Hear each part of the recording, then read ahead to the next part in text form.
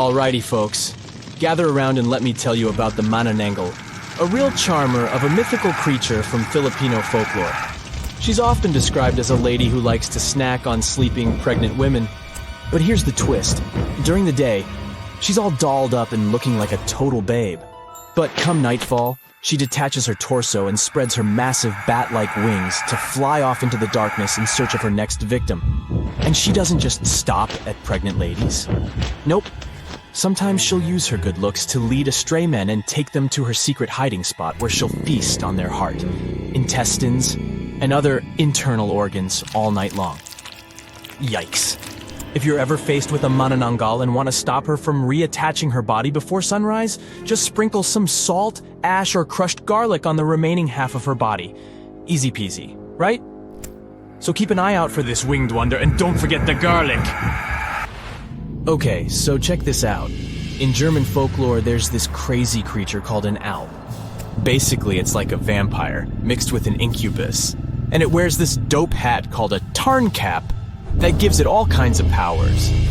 This dude is all about preying on women at night by messing with their dreams. Oh, and it's into breast milk and sucking the blood of men and kids. The Alp can shapeshift into all kinds of stuff, like cats, pigs, dogs, snakes, and even butterflies. And it's got this evil eye that can totally mess you up with bad luck or sickness. But don't worry, you can protect yourself by hiding a broomstick under your pillow, pointing your shoes towards the door, hanging iron horseshoes from the bedpost, or putting a mirror on your chest. And if all else fails, just leave the lights on all night and shove a lemon in its mouth if you catch it napping during the day.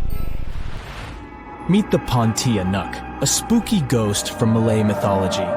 Legend has it that she was a woman who passed away while giving birth, and now she's out for revenge. She's not your average ghost either.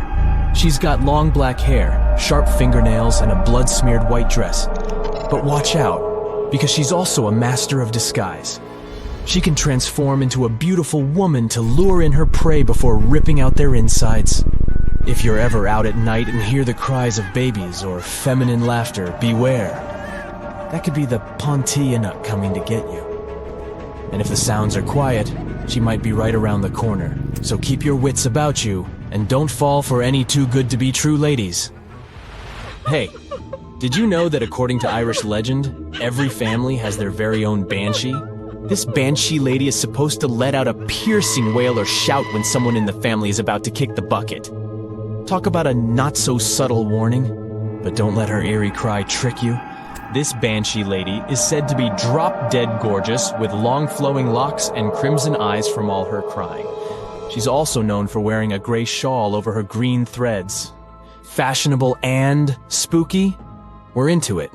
Some people even say that this banshee can transform into a sweet-singing young lady who foretells the doom of the family. Yikes. And if that's not enough to give you goosebumps, she's also been spotted hunched over in the woods, crying her eyes out at night. Sounds like a real party animal, doesn't she? So next time you hear a blood-curdling scream in the middle of the night, just remember, it might just be your friendly neighborhood banshee giving you a heads up. Now let me tell you about the cryptid. These creatures are like the boogeyman of the Arctic. They live near the ice floes and are known for snatching up kids who get too close to the water. But don't worry, it's just a myth to keep children safe. Now, the appearance of these critters varies from story to story, but they all have some things in common. They've got slimy green skin, long hair, and long fingernails. Their hands are webbed like a fish, and they wear these fancy parkas made out of eider duck feathers. Oh, and watch out for their flippers. One of them can emit a sound that'll paralyze you. But don't fret, you can outsmart them. Some clever Inuit hunters figured out that if they asked the cryptid to shapeshift into a seal or whale, they could easily finish it and bring home a tasty catch. Yum! Some stories say that these creatures use kidnapped children to keep their hair looking fabulous. Talk about dedication to hair care. Others say that the kids are just devoured or used to fuel the cryptid's youth. But here's a wild tale for you. There was once a grandma who couldn't feed her grandson, so she called upon a cryptid to take him away. The tribe eventually got back on their feet, and a young couple went to rescue the boy. They found him tethered to seaweed by the cryptid, but every time they got close, She'd drag him back underwater. They ended up waiting until sunrise to cut him loose. Yeah, the Kalupilluit may be spooky, but they're just looking out for the kiddos. And who knows? Maybe they'll give you some hair care tips if you're lucky enough to meet one. Let me present to you the scariest horse-like monster in all of Scotland, the Nucklavi, or Nuckalavi. This bad boy has a skinless body, a head 10 times bigger than a human's, and a breath so poisonous it can destroy animals and crops. So, it's got wicked powers that can cause chaos all over the islands. But fear not, because there's an old spirit known as the Sea Myther who can control this terrifying beast during the summer months. The Nucklavi has roots in Norse and Orcadian folklore, and was first documented by the mysterious Joe Ben using some fancy Latin manuscripts back in the 16th century. Ernest Marwick, an Orcadian writer and folklorist, thinks that this evil sea creature is similar to the Norwegian Knock, the Nuggle of the Shetland, and the shape-shifting Kelpie or water Kelpie. So, if you're ever out and about in Scotland and come across this scary guy, just remember, call on the Sea Myther and run for your life. This dude is South African tokoloshe. It may look like a gremlin, but trust me, it's way more mischievous. Apparently, witches and shamans can summon them with their magical powers, but there are ways to keep these troublemakers in check. One way is to give them some curdled milk. Apparently it's their favorite, and trim their hair so they can see. If that doesn't work, you can call in a witch doctor to use some good old-fashioned magic to exorcise them away. Now, according to South African folklore, these tokoloshes are mostly invisible and can suck on a stone to stay that way. So, if you want to keep them away from your home, scatter some special blessed salts, aka tokoloshe salts, along your door frames and windowsills. Or if you're feeling extra cautious, put some bricks under your bed's legs. Better safe than sorry, right? Have you heard of the Chimera? She's a total monster, literally. This fire-breathing female hybrid is made up of all sorts of animal parts. Think lion-like body, goat-like head, and a tail that ends in a snake's head. According to Greek mythology, the Chimera is the child of Typhon and Echidna, and her sisters are Cerberus and Lernaean Hydra. Sounds like a family reunion, huh? But don't worry, our hero Bellerophon was up for the challenge. The king of Lycia sent him on a mission to defeat the fearsome Chimera, and Bellerophon was the greatest hero monsters were scared of. The Chimera was no match for Bellerophon and his trusty Pegasus. Even though the king was secretly hoping the Chimera would take out Bellerophon instead, in the end, justice prevailed, and the Chimera was defeated. Well, that's it for today.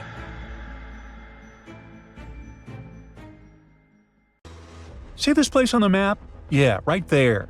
It's estimated that around 100 people have vanished or lost their lives here. Why, you ask? Well, it seems they were all looking for this guy, Percy Fawcett.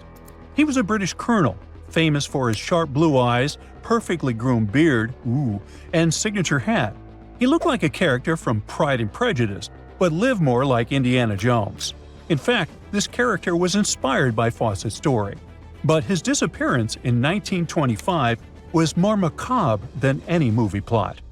Colonel Fawcett was bold. Not the ask-your-neighbor's Wi-Fi password kind of bold.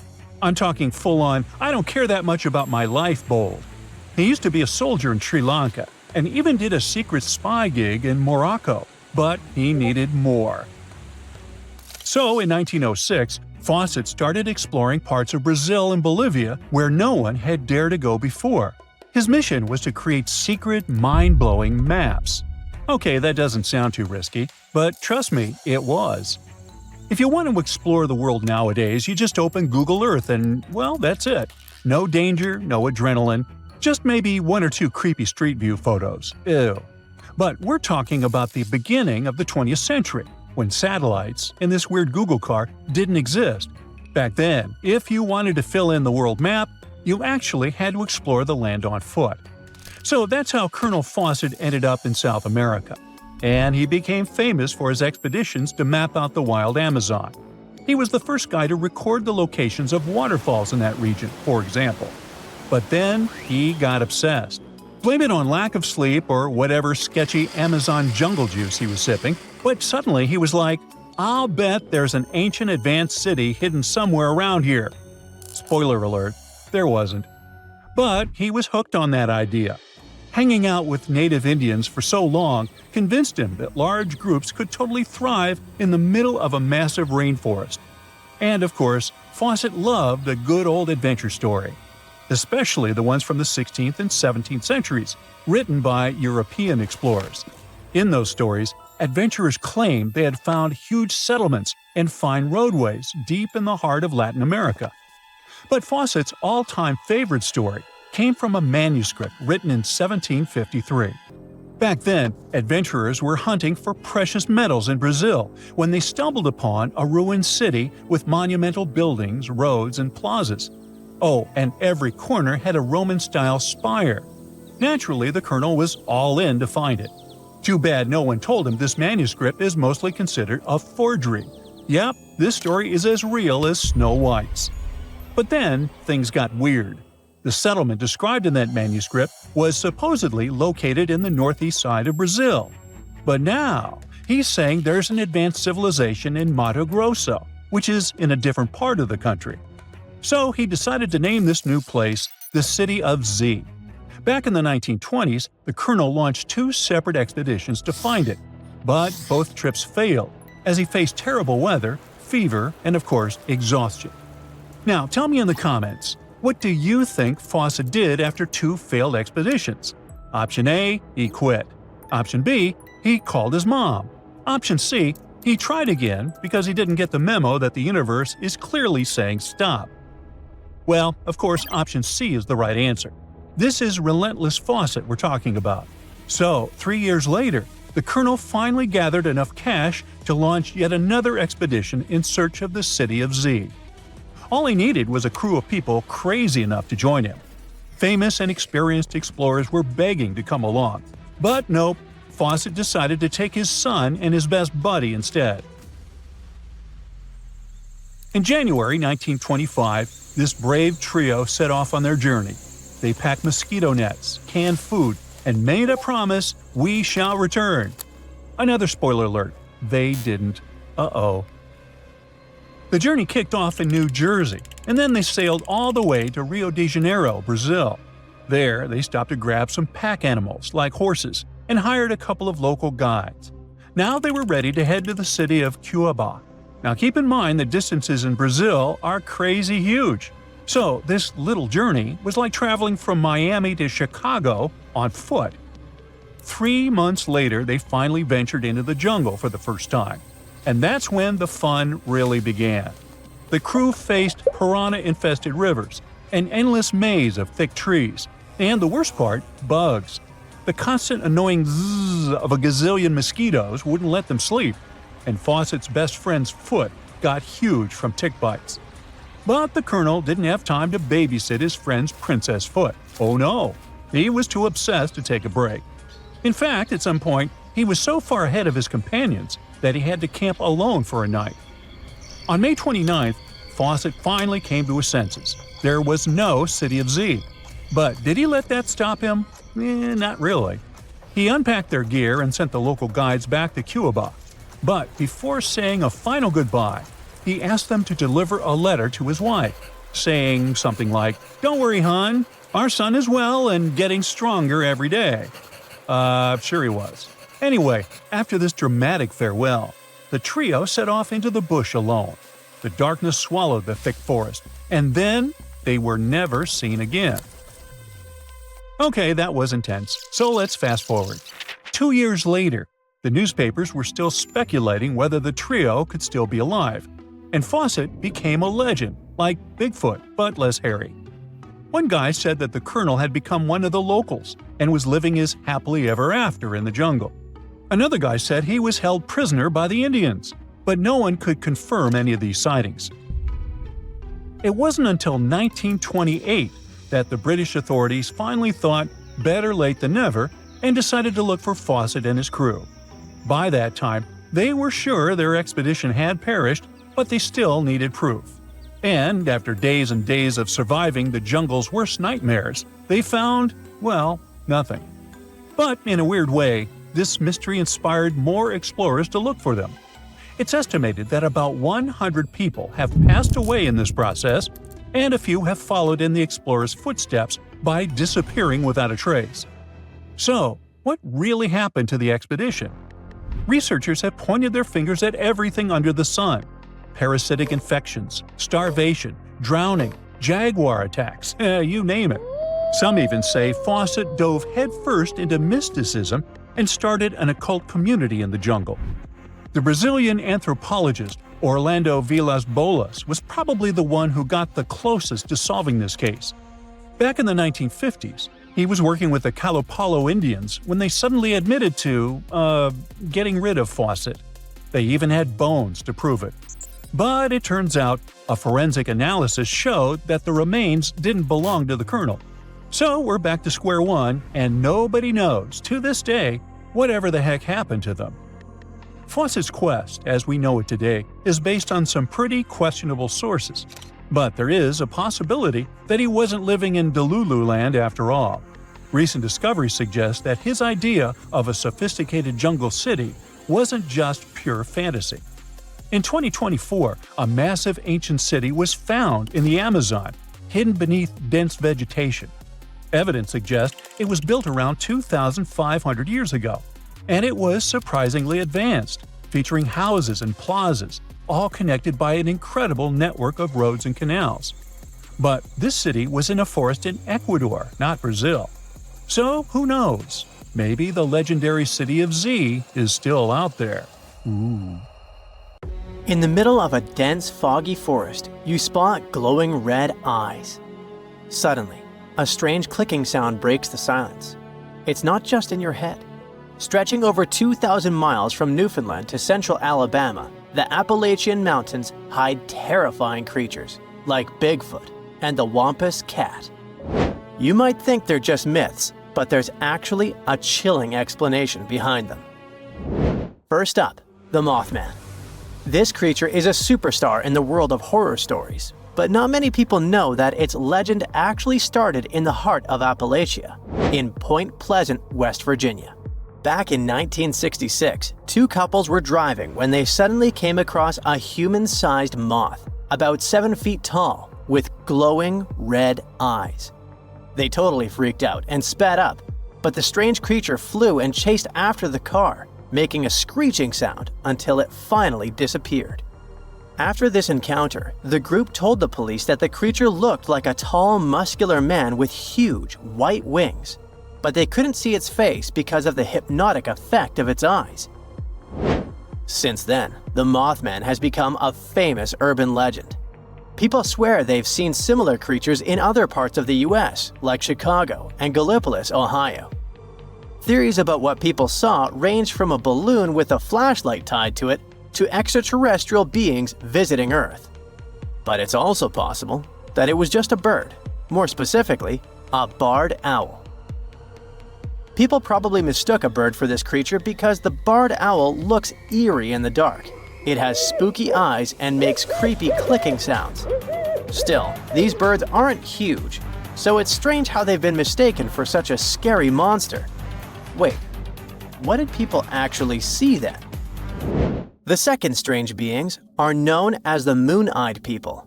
This was a group of bearded, flat-faced, pale people with big blue eyes who supposedly lived all across Appalachia. Why did I say supposedly? Well, because no one could ever prove they actually existed.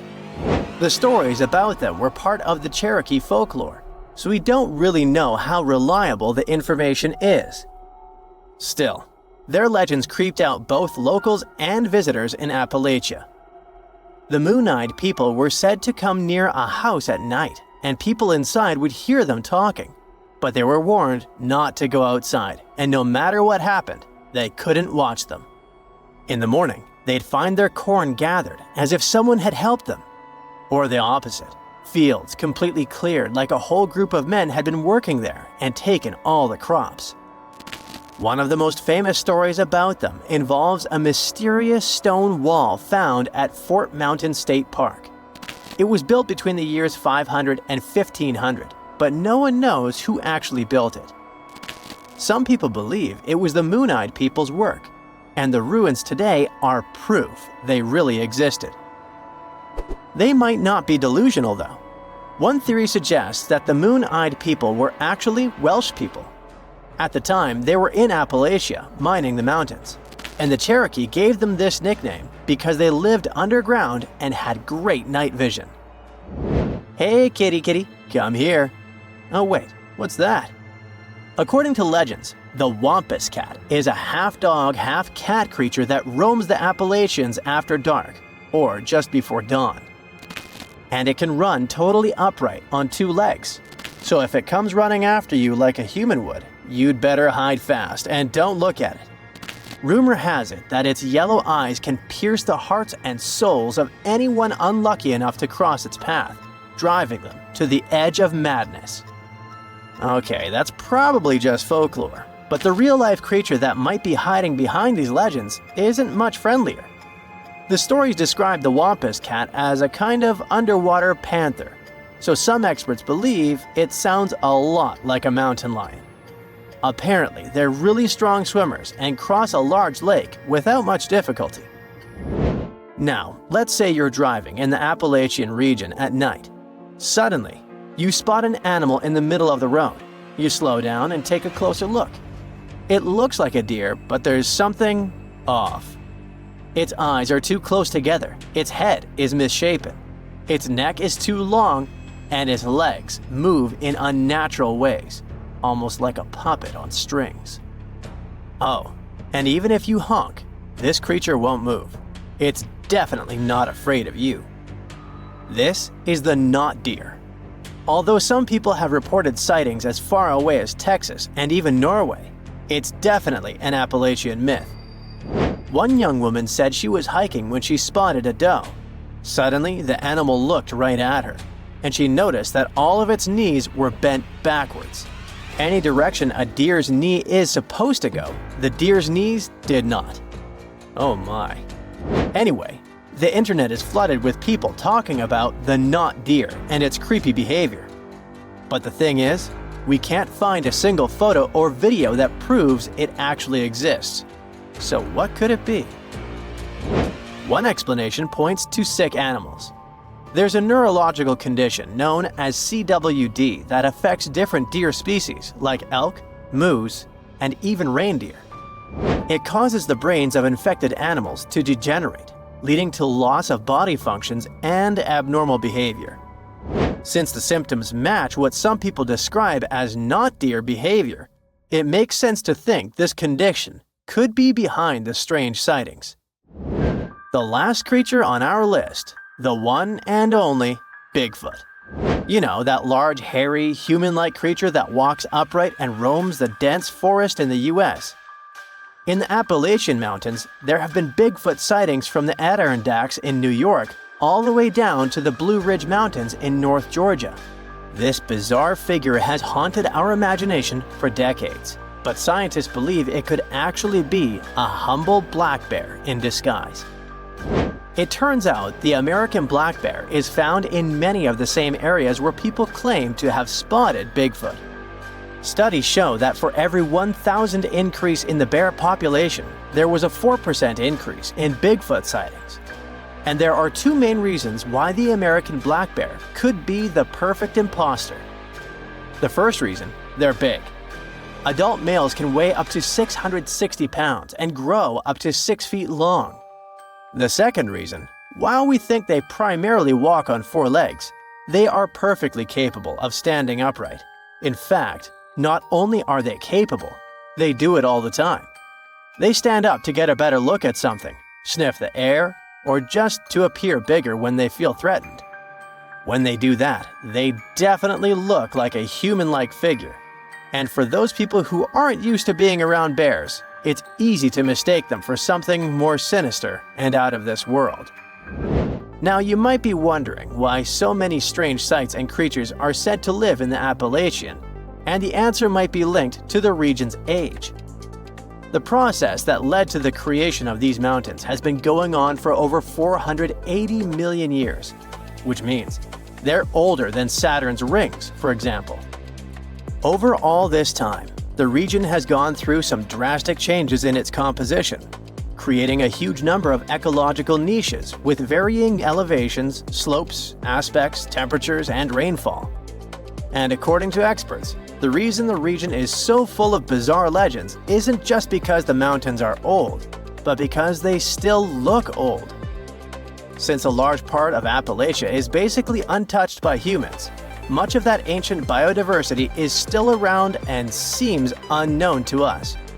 This has created a landscape full of deep forests, mist-covered valleys, and winding rivers. A place where secrets seem to be hiding in the fog. And over the centuries, the isolation of the Appalachians only allowed these stories to grow. In 1975 in Puerto Rico, a farmer saw most of his goats lying lifeless on the ground. He got closer and saw that the animals were stiff and had 2 puncture marks on their necks. Goats were not the only animals that were hurt. Many pigs, cows, and geese lost their lives too. They all had the same distinctive bite marks on their necks, and all had been drained of their vital fluids. The locals immediately jumped to conclusions and blamed dogs, and the authorities didn't bother to do a better investigation and just said dogs had done it without looking for any proof. A couple of days later, though, many more animals were found deceased. Among them was a cow that had literally been opened, and it had a lot of scratches on its head. The farmer next door reported that his chickens had been destroyed by something. In just a few weeks, the creature took the lives of 90 farm animals. After some time, another farmer said that 10 of his goats had been drained, 7 had been hurt, and 11 were missing. This time, the authorities didn't waste any time and started the monster hunt, but they had no luck finding the culprit. The incident was all over the local newspaper, and the beast was named the Vampire of Mocha.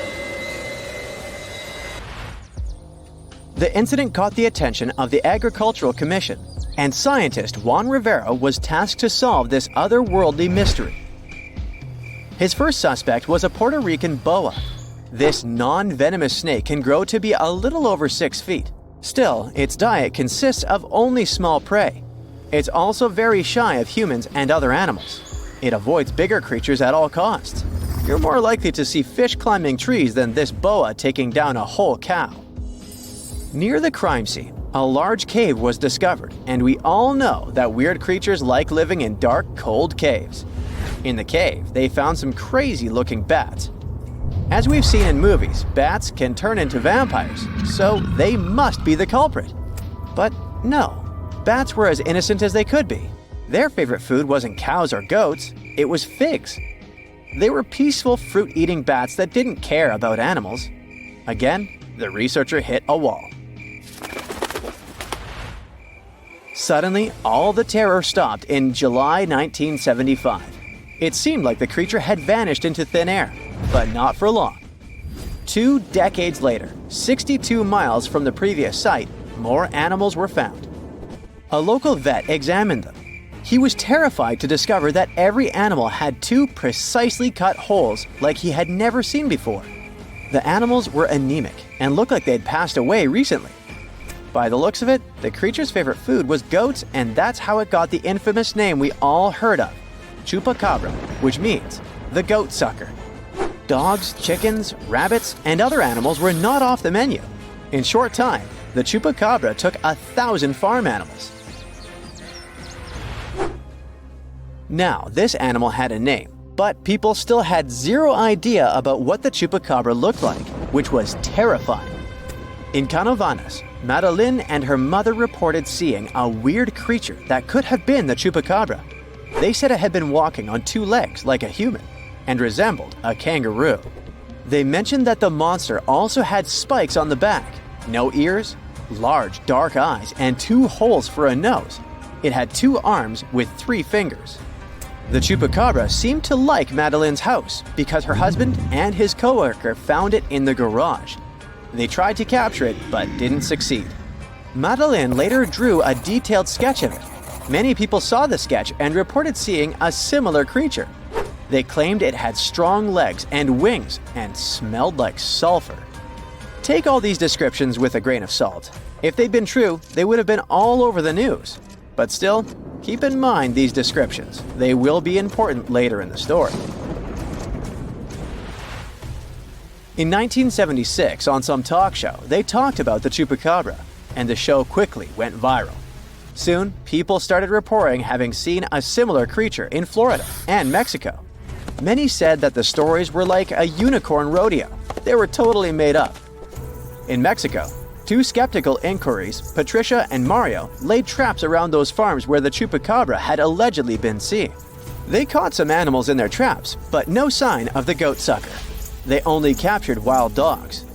The police stated that the chupacabra was just a wild dog, not a mythical creature. And still, in the next 5 years, there were numerous sightings of the chupacabra worldwide.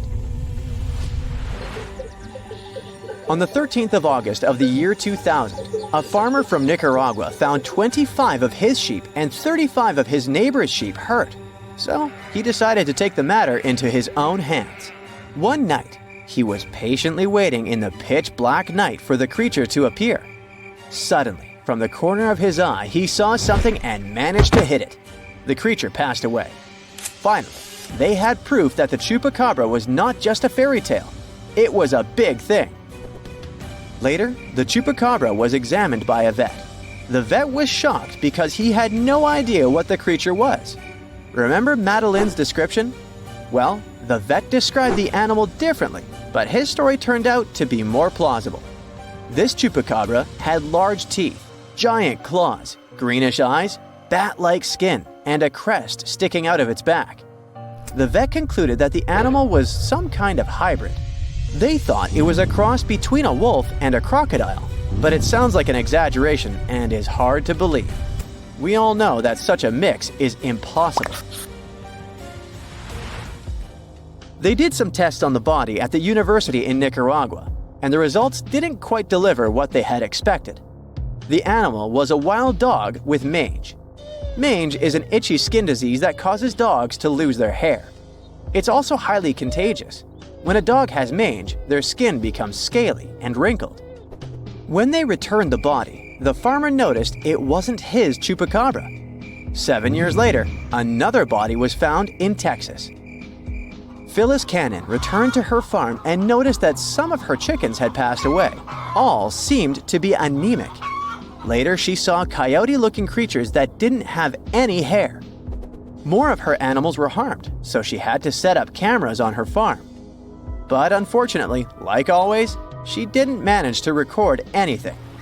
Surprisingly, she got a call from a local farmer who had found the chupacabra hit by a car. Later, another body was found much closer to her farm. She took some pictures of the animal, and soon, those images were all over the internet. Phyllis was curious and sent 5 DNA samples to 5 different universities. The results didn't match any animal in the archives. Researchers had no idea what it was, but it wasn't a dog. Phyllis still has one animal in her freezer and a taxidermied specimen in her house. There are many theories about the chupacabra. Some claim that the animal is a genetically modified monkey that escaped the lab. Others state that it's some mysterious, otherworldly creature. The most consistent hypothesis is that the chupacabra is a mix between a Mexican wolf and a coyote with mange. Now, do you remember that Phyllis said that she had sent samples to 5 universities and no match had been found? Well, it turned out she hadn't been telling the truth. At one university, they found that the animal was a mix between a coyote and a Mexican wolf and that it had mange. Animals with mange are weak and will likely try to hunt farm animals to survive. People, when they see something they don't know, tend to exaggerate, which is why all witnesses describe the animal differently.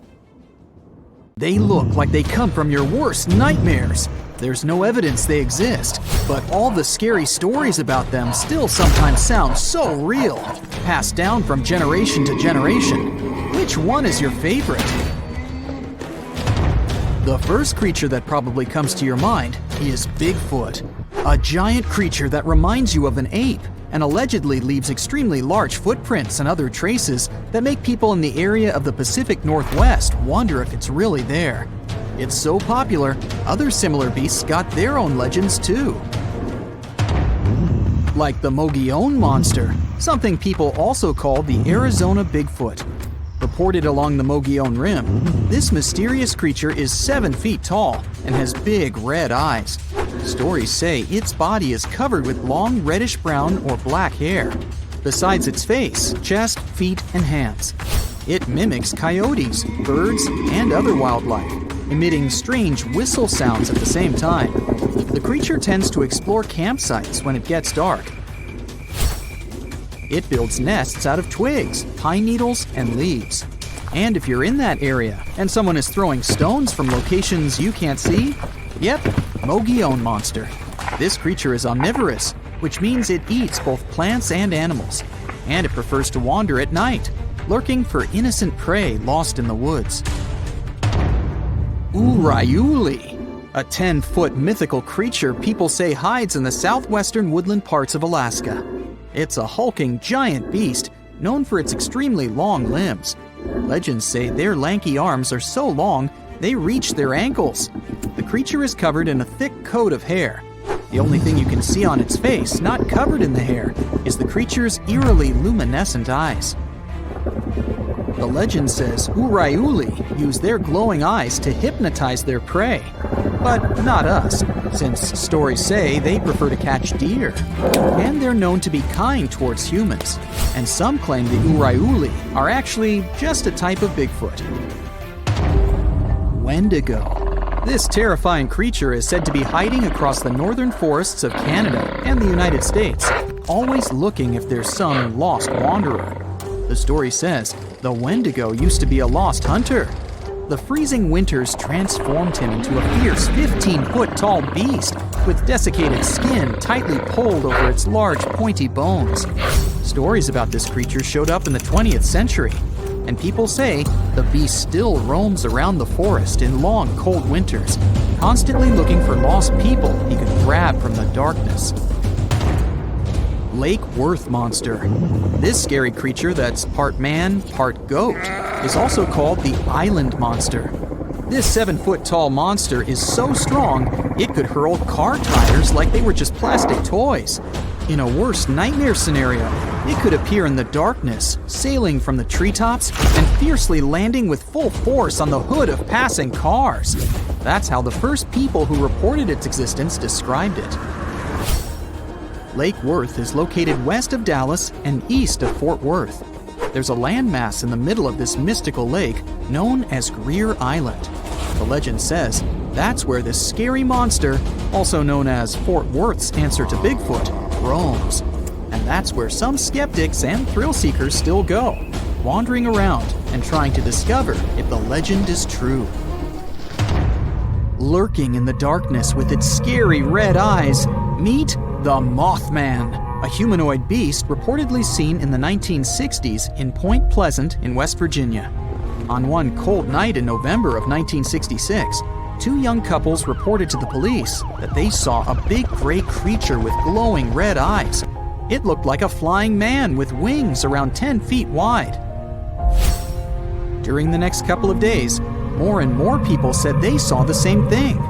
Later, a wildlife biologist from West Virginia University told reporters that these descriptions fit the sandhill crane. It's a big American crane almost as tall as a human being. It has a 7-foot wingspan and circles of red around its eyes. The gigantic bird may have got out of its migration route and started these stories. Or did it really? Fresno night crawlers. They're not that tall, considering they're monsters, about 5 feet. The upper part of their body is pretty small, so most of their height is their legs. These creatures have allegedly made 2 appearances so far. Once, people saw them in Fresno, California. In contrast, the other time was in Yosemite National Park in California. Both times they were in videos of poor quality, so it wasn't easy to find details of their upper body.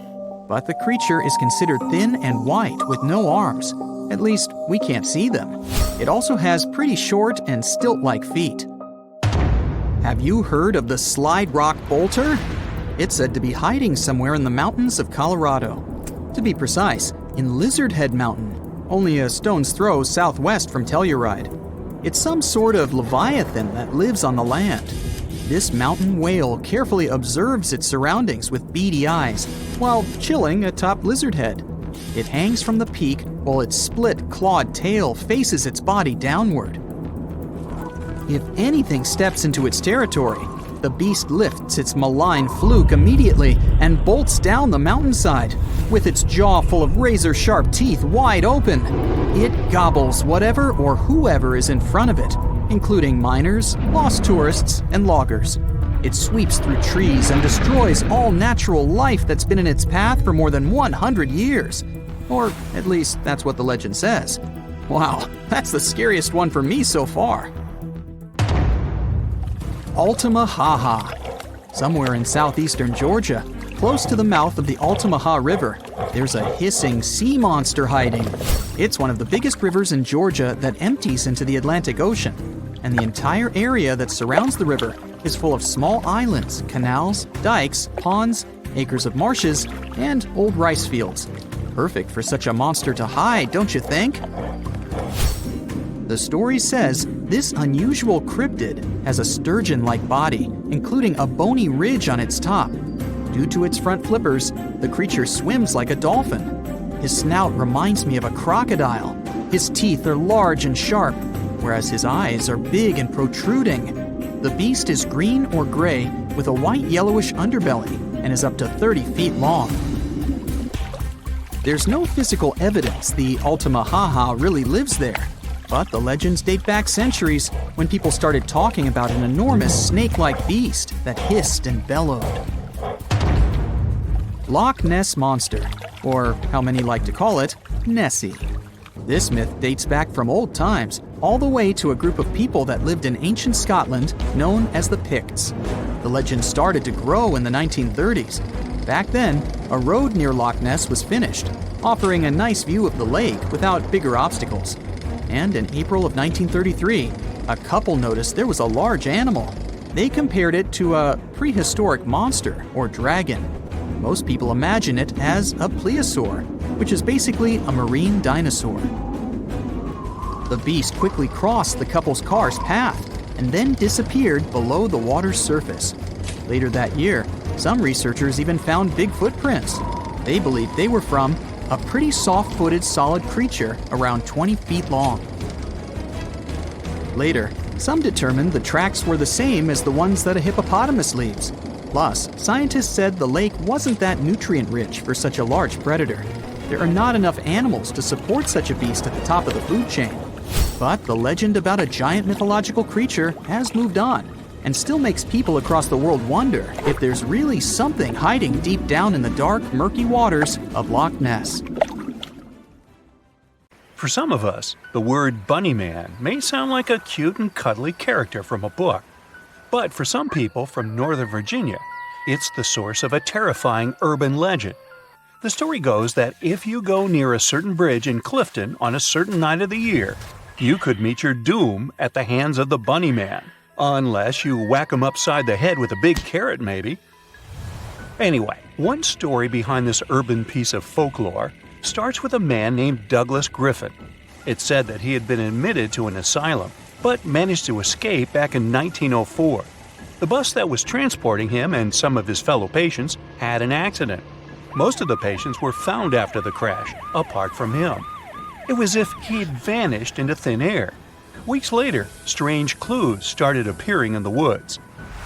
Now, if you're traveling through Italy, Spain, or even parts of Asia, seeing a rabbit dish on the menu isn't something unheard of.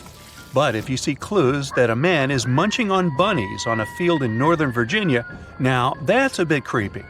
Obviously, rumors started to spread that Douglas had this unusual diet because he needed to survive alone in the wild. Then the story got even more terrifying, as it went on to say that on the night of October 31st, of course, Douglas also began hurting people. Now don't get too freaked out just yet. The truth is, there was never actually an asylum in Clifton, and the story about Douglas Griffin may just be made up by locals. But that doesn't stop people from believing in the Bunny Man, and it's become a popular tale that's even inspired its own movie franchise. One guy who tried to get to the bottom of the Bunny Man legend is an archivist for Fairfax County. He discovered that at the root of this legend was actually a couple who had a terrifying encounter with a man who threw something at their car. Not very interesting so far, sure, but he was supposedly dressed in white or light-colored clothing. He may also or may not have some sort of object on his head, too. Did it look like bunny ears? We'll never know, but from there on, the story took on a life of its own, with people swapping stories about a man in a bunny suit chasing them through the woods. To this day, some refuse to believe that the Bunny Man legend isn't true and think that local authorities are trying to cover something up. Obviously, there's no real evidence to support their claim. Regardless of whether or not the Bunny Man was real, don't you just love a good urban legend? Especially the ones that truly make you wonder if they could actually be true. Luckily for us, we live in the age of unlimited information and have access to some great resources. It gives us the opportunity to finally put some of these legends to the test. First up, the question on everyone's mind: can a rat really crawl up a toilet? Drumroll, please. And the answer is yes. I mean, sure, rats can make cute and cuddly pets, but the idea of them using your toilet as their personal swimming pool is not so adorable. One video posted online explains the whole process in a creepy yet fascinating way. These sneaky little rodents can climb up pipes and squeeze through the twists and turns of your toilet like a contortionist in a circus. And believe it or not, they're actually good swimmers. And apparently, they hold their breath really well and don't mind too much what exactly they are swimming in. Some other urban legends are a bit more virtual. Picture this: it's 1981, and you're hanging out at your favorite suburban arcade. You've been playing for hours, but there's one game that's got you hooked: Polybius. It's got a surreal digital glow that bounces off the faces of all who are playing it. You can't stop playing, and neither can anyone else. Soon enough, things start to get weird. Players start feeling nauseous, stressed, and having horrific nightmares. The game is serviced more often than other games, with men in black suits opening the machine every week to record its data. But they don't seem interested in its coins. Soon after Polybius appears, the mystery arcade game vanishes without warning, taken by the same men in black suits, leaving no record of its existence. Now that's the main story at least, and it's one of the biggest unsolved mysteries in the gaming world. Like all good stories, it's kept alive by its fans. But here's the thing: most people don't think the game ever existed. The legend of Polybius is full of conflicting details. No one even has a copy of the original game file, so no one can agree on what the game was actually like. Was it a puzzle game? What kind of graphics did it use? But there's one thing everyone seems to agree upon: it was disorienting and confusing. In it, colorful geometric shapes bend and fold from a central portal like some sort of digital hypnosis. According to legend, the intense combination of vector and raster graphics in Polybius made the mind susceptible to concealed messages from authorities.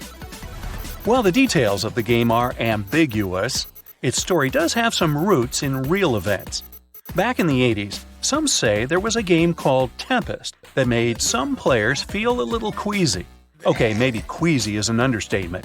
Apparently, it caused uncontrollable movements and motion sickness in players. Talk about a wild ride. Even the subliminal video game connection is real.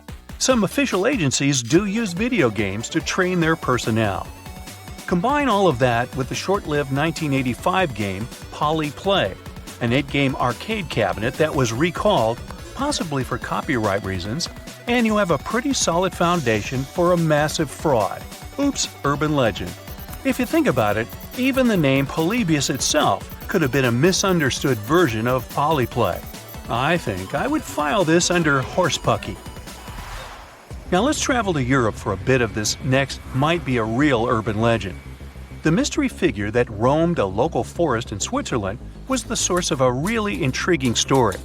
For a whole decade, people were talking about this person who wore a gas mask and camouflage attire while walking around. Despite numerous eyewitness accounts, no one could confirm the existence of this creepy character, making him a legend in the eyes of many. They even gave him a cool name, Le Loyon. The plot thickens though. In 2013, someone finally captured a photo of Le Lion, proving that he was indeed real. Later, his gas mask and coat were found in the woods, along with a note that suggested he was harmless and just couldn't take being seen as a monster anymore. Did he disappear? Did he move on to another forest? Did he go undercover as a friendly clown? We may never know, but one thing's for sure. Le Lion will always be remembered as the spirit who roamed the Swiss forest for a decade, and we can't help but wonder what his story truly is. Now, you've seen the movies, read the books, or at least heard about the name Tarzan. Well, it turns out he might not actually be just a figment of someone's imagination. A possible real-life Tarzan might have indeed existed at one point. And get this, it could be the 14th Earl of Streatham, William Charles Milden. This man's survival tale sounds way too familiar to Tarzan's. Both came from English noble families and were shipwrecked in Africa. Milden's ship was destroyed during a 3-day storm, and he claimed he survived by clinging to a piece of wreckage. He washed ashore and started to pal around with a group of apes.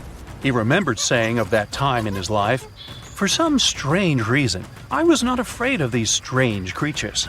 They were hideous to look upon, but seemed gentle and harmless." He became so close with the apes that they provided him with food, and he even built himself a tree house. He was really strong and flexible for his age, but unlike his cartoon counterpart, never became the leader of the animals. Unlike Tarzan, he didn't speak to the apes, but did figure out some form of communication. He's known as a creature of pure terror, a monster that inspires fear in all who gaze upon him. His name is Bigfoot. This hulking beast was said to have shaggy fur covering his massive frame. His eyes were glowing, fiery orbs of orange and red, and his teeth were sharp and jagged like knives. His massive hands had long, sharp claws that seemed to glow with weird energy. His most famous feature? His feet. Massive and heavy, with thick, sturdy toes that seemed to be able to crush anything in their path. Whenever he moved, the ground trembled beneath his weight, and his growls sounded like a volcano was just about to erupt. Sure, we've all heard the stories and seen the movies, but did Bigfoot really exist? Is he still out there, just waiting for people to notice him? Let's look at some of the information we do know for sure. Bigfoot became well known back in 1958 when a man from California named Ray Wallace claimed to have found large footprints near his work area. For years, his kids believed the whole thing was just a prank pulled by their father. People have reported finding many more footprints and a few handprints that were similar, but some of them were left by bears, others were fake, and many others can't be explained to this day. But the legend of Bigfoot predates this event. In 1955, a man named William Rowe said he saw a creature that looked partly human and partly animal while hiking on Mica Mountain in British Columbia. He later signed a document stating that the creature was about 6 feet tall, had brown silver-tipped hair, and had thick arms, broad feet, and breasts. Then there's the story of Albert Ostman, who claimed in 1924 that while he was camping alone near Toba Inlet in British Columbia, he was taken by a Bigfoot and held captive by the Bigfoot's family for a week. The man eventually escaped when the Bigfoot, father of the family, became sick after eating some of Ostman's belongings. There are no other Bigfoot memorabilia like the 1967 video called the Patterson-Gimlin film. Some people think it shows Bigfoot, but most scientists think it was just a person in a costume. The film is still often used by people who believe in Bigfoot as evidence that it's real. There are even scientists who think the film might not be fake. It's become more believable over time because of new scientific discoveries about how our ancestors walked. This opinion is based on the discovery of Lucy, a 3.2 million year old human ancestor that walked on 2 legs, which proves that our early ancestors were similar to apes and could walk like humans, just like Bigfoot. There's also a video on YouTube of Bigfoot in Provo Canyon, Utah that's very popular. The video shows a big black animal in the trees, possibly eating or looking for food. As the camera zooms in to get a closer look, the creature stands up on two legs like a person. Obviously, the people filming it got extremely frightened and ran away at once.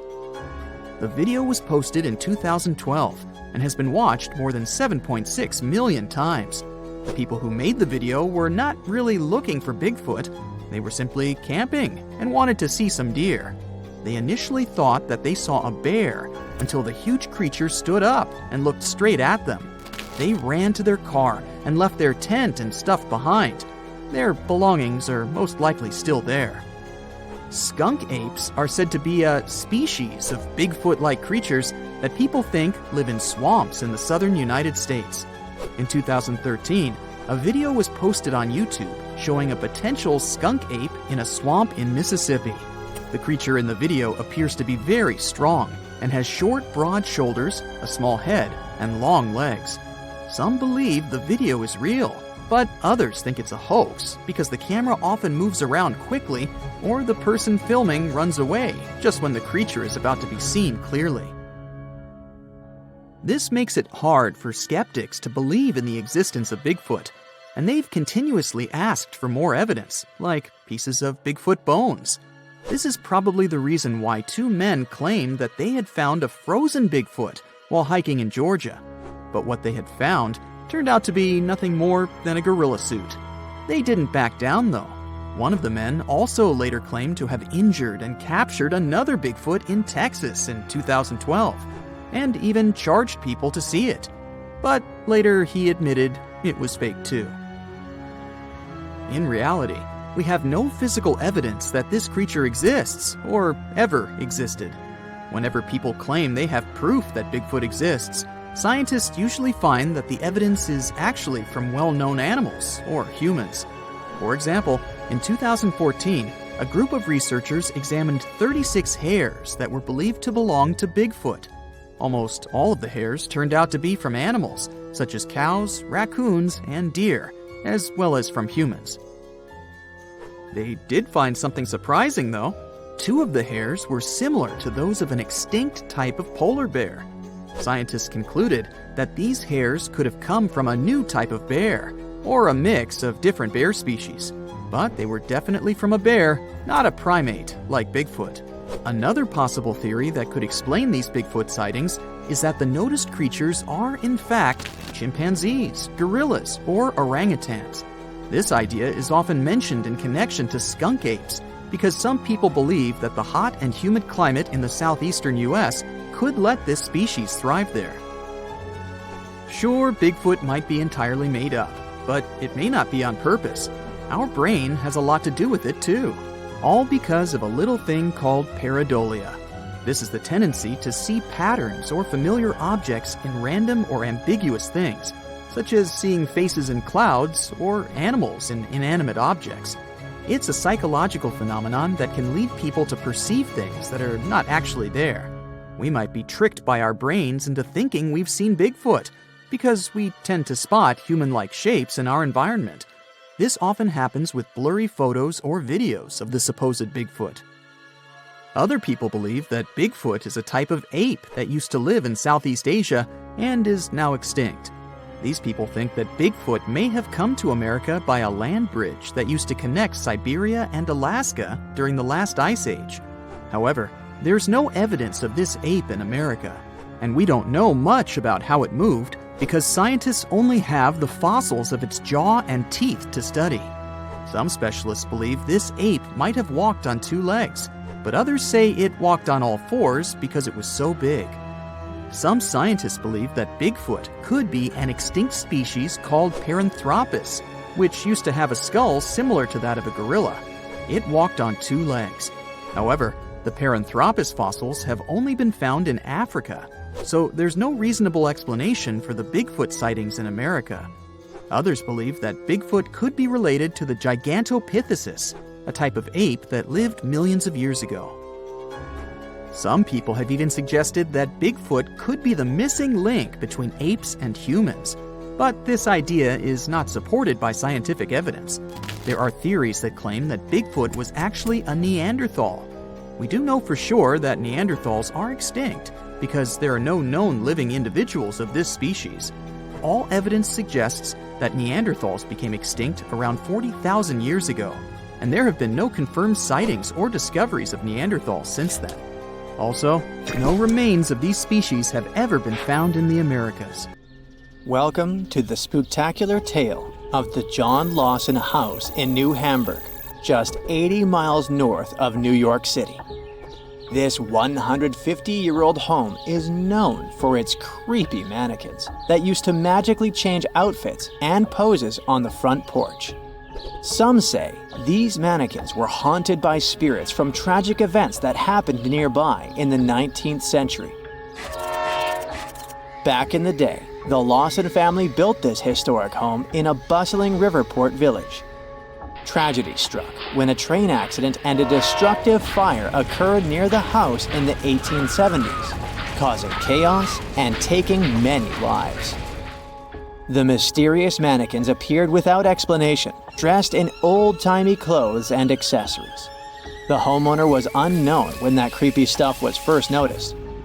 Sometimes, mannequins would hold something in their hands, like books. Also, it seemed like those spine-chilling figures didn't fancy bad weather. They would vanish during storms and even face the site of the lethal train accident. But suddenly, in 2016, the mannequins vanished without a trace, leaving behind a mystery that still haunts the John Lawson house to this day. Will they ever return? Only time will tell. Venice, the one in Italy, not a neighborhood in California, may be considered the city of love and all, but Poveglia Island has a fishy reputation. Made up of 2 natural islands and 1 human-made one with wooden pillars and layers of earth, this place is like a creepy puzzle waiting to be solved. One island is covered in greenery, another has the main buildings, and the smallest is basically a fort. The island is now deserted with just a few lonely structures left standing. Rumor has it that about half of the land on the island is made up of human ashes. Yikes. According to stories, when a plague hit, the hospital had to figure out what to do with all the bodies. Supposedly, they ended up burning them, but some say that over 100,000 victims were actually buried in mass graves called plague pits. The details about how all these bodies were disposed of are sketchy at best, leaving room for spooky speculation about what went down on the island. Whether they were torched or buried, the sad truth is that thousands of lives were lost and left behind on Poveglia Island. Another creepy tale involves a crazy asylum director who supposedly jumped off the clock tower after being swallowed up by a mysterious fog. But this story may have originated from shows like Ghostbusters, with no actual proof that this dude even existed. There are also whispers of patients seeing ghosts within the psychiatric hospital, adding to the island's spooky vibe. While these stories might be a bit out there, they definitely add to the mystery surrounding Poveglia Island. Despite all the exaggerated stories and urban legends, one thing remains true. Poveglia Island has a dark history filled with tragedy. This place has seen it all. The empty buildings and abandoned landscapes are like sad reminders of the sorrowful past that haunts this eerie island. Hush, don't move.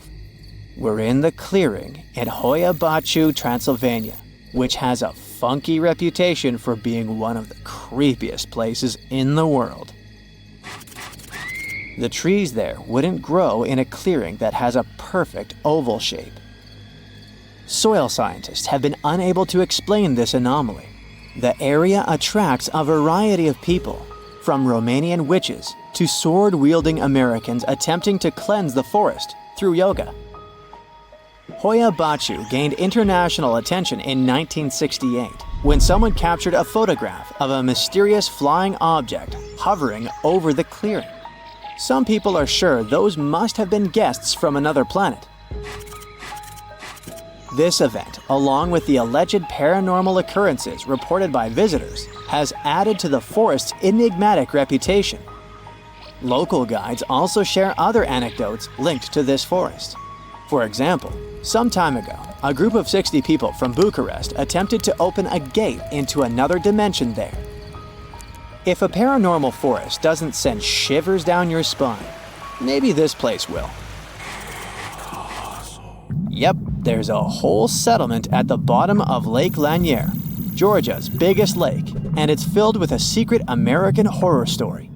Terror, ghosts, and other paranormal stuff. The whole shebang. There are many spooky tales about Lake Lanier.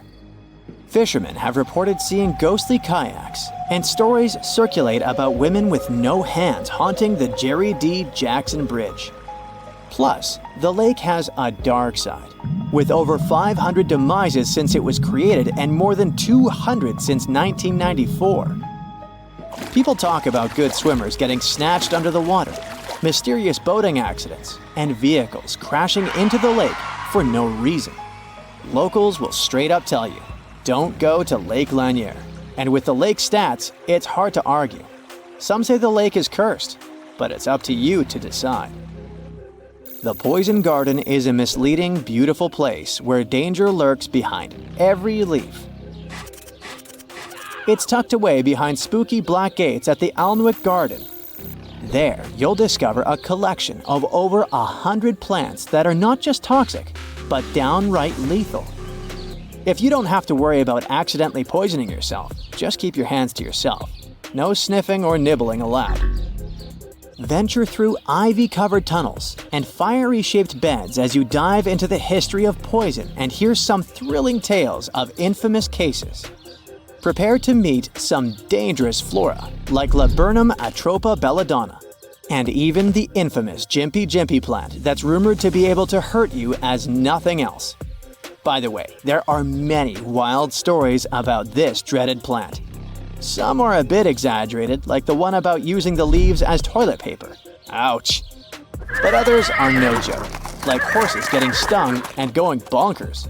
There's even a tragic tale of a person passing away from its sting in New Guinea back in 1922.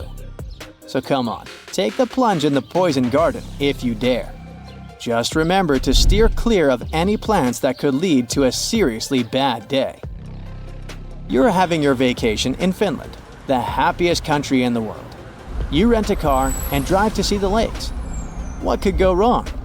Suddenly, you come face to face with over 1,000 eerily still figures.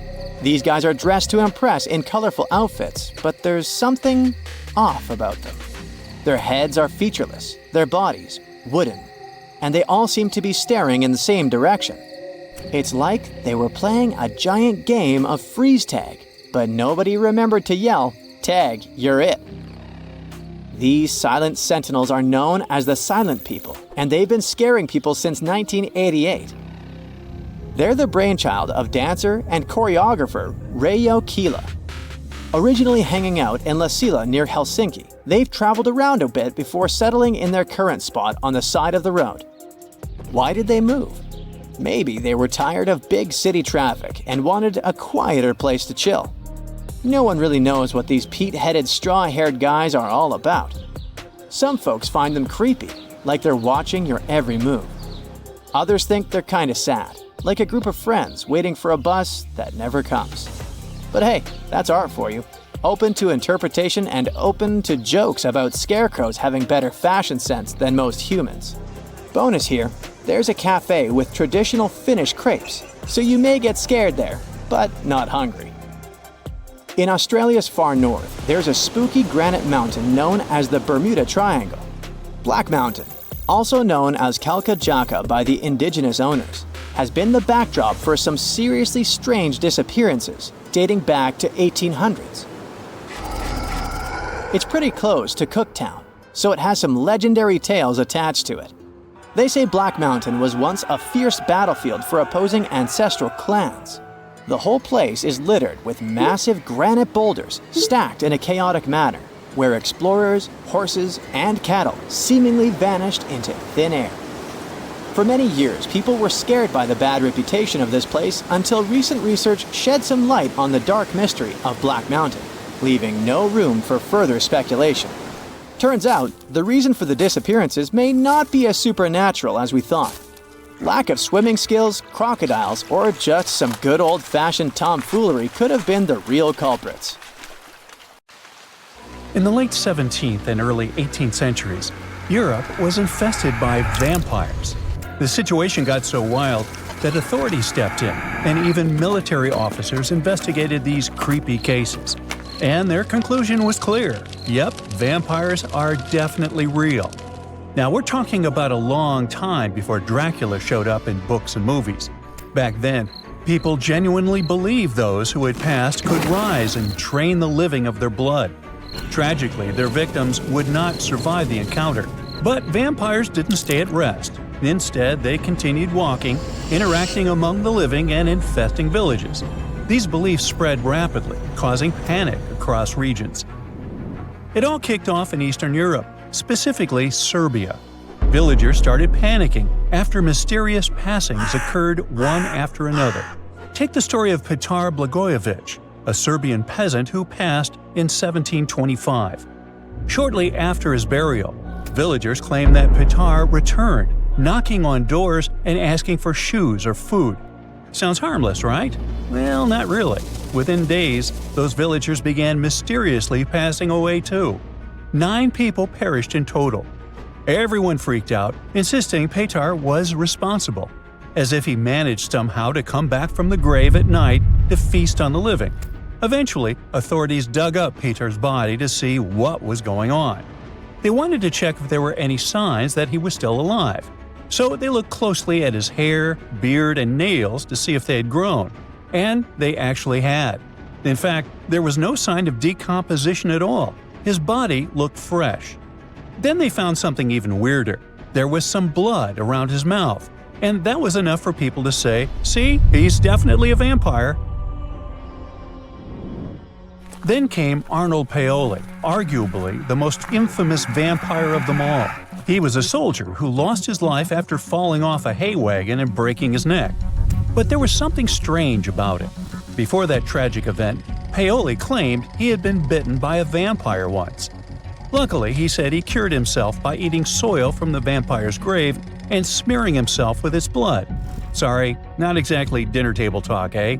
But hey, if he was cured, no one had anything to worry about after he was gone, right? Well, not exactly. Within a month after Paoli was buried, 4 people said they were being tormented by him. And not long after that, they were gone too. 10 days after Paoli was buried, the villagers dug him up, just to be sure everything was, well, normal. And this is where things got eerie. His body hadn't decomposed.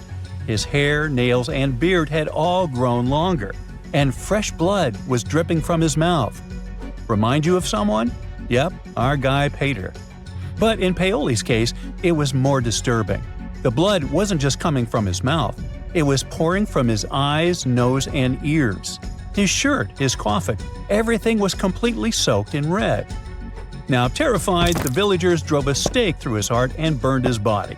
Oh, and they also dug up the 4 people they believe he had targeted just to be safe. They went through the same process with them just to make sure none of them would return as vampires. Hey, who knows? But their vampire nightmare didn't stop there. A few years later, in the winter of 1731, a new epidemic occurred. 13 people passed within several weeks. Eventually, even local authorities stepped in, sending official investigators to calm things down. Their reports, incredibly, concluded that the vampire attacks were real, at least according to witnesses. That official validation changed everything. It kicked off a wave of vampire hysteria all across Europe. But why was everyone so quick to believe those who had passed away were coming back? One big reason was how little people understood health problems at the time. Bodies that appeared fresh or swollen after burial, blood around mouths, or even fingernails and hair seemingly growing, these natural post-mortem changes were mistaken for supernatural signs. Another thing villagers misunderstood was decomposition itself. Natural gases cause bodies to bloat, making them look as if they had recently been active. This terrifying image reinforced local beliefs that these people weren't at rest, but instead returning to cause harm. Plus, under certain circumstances, the decomposition process can be delayed for a long time. One reason this can happen is because of something called saponification. This is a natural process that happens when a body is buried in a cold and damp place, exactly like in some parts of Eastern Europe. In this kind of environment, the fat in the body can turn into a waxy soap-like substance. This wax covers the body and helps stop it from rotting. Okay, but how to explain the nails and hair growing? It's more like an optical illusion, not real growth. Now what happens is that the skin dries out and pulls back a little. When the skin shrinks like that, it makes things like stubble on the chin or fingernails look longer than they were before. But that's not the case. And what about the blood? Well, it turns out science has an explanation for that too. How long blood stays liquid after someone passes depends a lot on the surrounding temperature. In colder places, it can stay fluid for days. So if a body was dug up, there's a good chance they'd still find liquid blood in the veins. It might have looked strange, even scary, but it was just the cold doing its thing and slowing everything down. Medical researchers today believe that many so-called vampire symptoms match up with conditions like rabies. Back then, most people in these communities kept animals around, and villages were usually near forests full of wildlife. And there's still no truly effective cure for rabies. This condition can cause things like insomnia, aggression, biting, and even a fear of water, which lines up closely with the way vampires were described. So it turns out all these supposed supernatural events had logical explanations. Today, we might make fun or roll our eyes at the idea of real vampires roaming around Eastern Europe. But back then, those fears were taken very seriously. Whole communities were thrown into panic. There are plenty of documented cases where families dug up their loved ones and removed their hearts, all because they believed the person was a vampire behind the strange things happening to the rest of the family. And newspapers across the continent picked up these stories, spreading the fear far beyond where it all started. What's wild is that stories about blood-sucking creatures didn't just show up in Europe. Similar myths popped up across different continents and time periods. In the Philippines, for example, there is the manananggal, a flying creature that splits in half. In Chile, they've got the peyote, a shape-shifting being that drains blood. And in Australia, some indigenous tribes told stories of the Yaramayahu, a little red creature that drops out of trees and drinks your blood with suckers on the ends of its hands and feet. How cute. Well, back in Europe, the hysteria faded by the late 18th century, thanks to growing medical knowledge. But as you know, the legend never really went away. It just shifted into literature and gave rise to famous characters like Dracula. The author, Bram Stoker, was inspired by stories that had been going around since the 1700s. But he turned them into romanticized fictional monsters. You know, sharp teeth, pale skin, black clothes, that whole thing. And that was different from what the villagers believed they were dealing with. And, in a way, those frightened villagers weren't completely wrong. Something was draining those people's lives. But it wasn't vampires. It was just misinformation mixed with a whole lot of imagination running wild. So, next time you see a vampire movie or read a scary story, remember that behind the fiction lies a fascinating truth. A real wave of fear, confusion, and panic that swept Europe nearly 300 years ago, leaving a chilling legacy that still fascinates us today. A girl, once and beautiful, ended up in a grave with a huge sickle across her neck. There were no signs of violence, no indications of any actual crime. Yet, someone was clearly terrified when they forced her into that grave. So scared that they even placed a padlock on the big toe of her left foot. They wanted her to stay in the tomb once and for all, fearing she might rise and take revenge on them. So, a whole community turned against a young lady who wasn't even over 20 years old, deeming her to be of ultimate danger. Do you see what I'm driving at? Let's test your historical knowledge. Who has been feared throughout human history to such an extent that commoners couldn't shake off that lingering sense of dread, even after their passing? If you say witches, warlocks, and vampires, you'd be completely correct. Just a little hint here. If you can't overpower someone physically, you can do it supernaturally. Well, that's at least what people used to think back in the 17th century. Not only was there a sickle and a padlock, but there were also signs of an attempt to twist the girl's corpse in the grave and turn it face down. This attempt had failed, leaving her spine buckled and twisted. By the way, the padlock wasn't necessarily meant to lock a vampire. It was more likely a talisman against evil spirits. That's a peculiar and, let's face it, very cruel way to bury someone. Yet it was a common practice for creating anti-vampire burial sites. The methods for preventing vampires from rising were quite elaborate. First off, let me introduce a term. Anti-vampire graves, known as revenant graves, date back thousands of years and have been found in various locations across Europe. Europe, you heard that right. Now before you say, hey, vampires are a Romanian thing, Dracula, duh, let me convince you otherwise. They are a part of all European folklore, meaning you can find references to them throughout Europe. With new settlements in America, vampire lore spread there too, eventually turning into the Twilight Saga. These anti-vampire burials are characterized by evidence of precautions taken to prevent those who bit the dust from rising. Such measures could include placing large stones on the deceased's legs or even piercing the body with a lance to fix it to the ground. To be completely safe, they could also consider removing the head from the torso. So, burying the body face down, cutting off the head, and pressing the body with a stone were the methods used to keep someone believed to be a demonic being from leaving the grave. Let's return to the poor lady, or rather, the girl.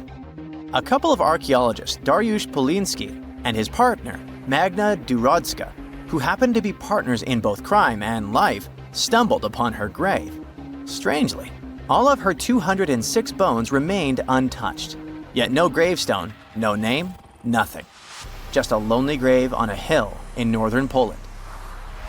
Poliński, a professor of archaeology, and Zagrodzka began piecing together the story of the woman they eventually named Zosia.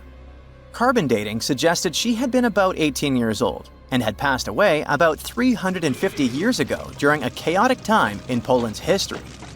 There is little documentation about this graveyard, which seemed to serve as a resting place for individuals marginalized by the community. Was Zosia a poor girl who had been marginalized because life forced her into the worst situation a lady could face? Not really. As the archaeologists delved deeper, they stumbled upon some hints that indicated she might have hailed from a rich family. Her burial featured a stylish bonnet, and the delicate silk along with shiny silver and gold threads found with it suggested that it was part of an elegant headdress. This all pointed to the idea that she had some serious status or wealth. But the way she was buried indicated her outsider status in the village of Pien.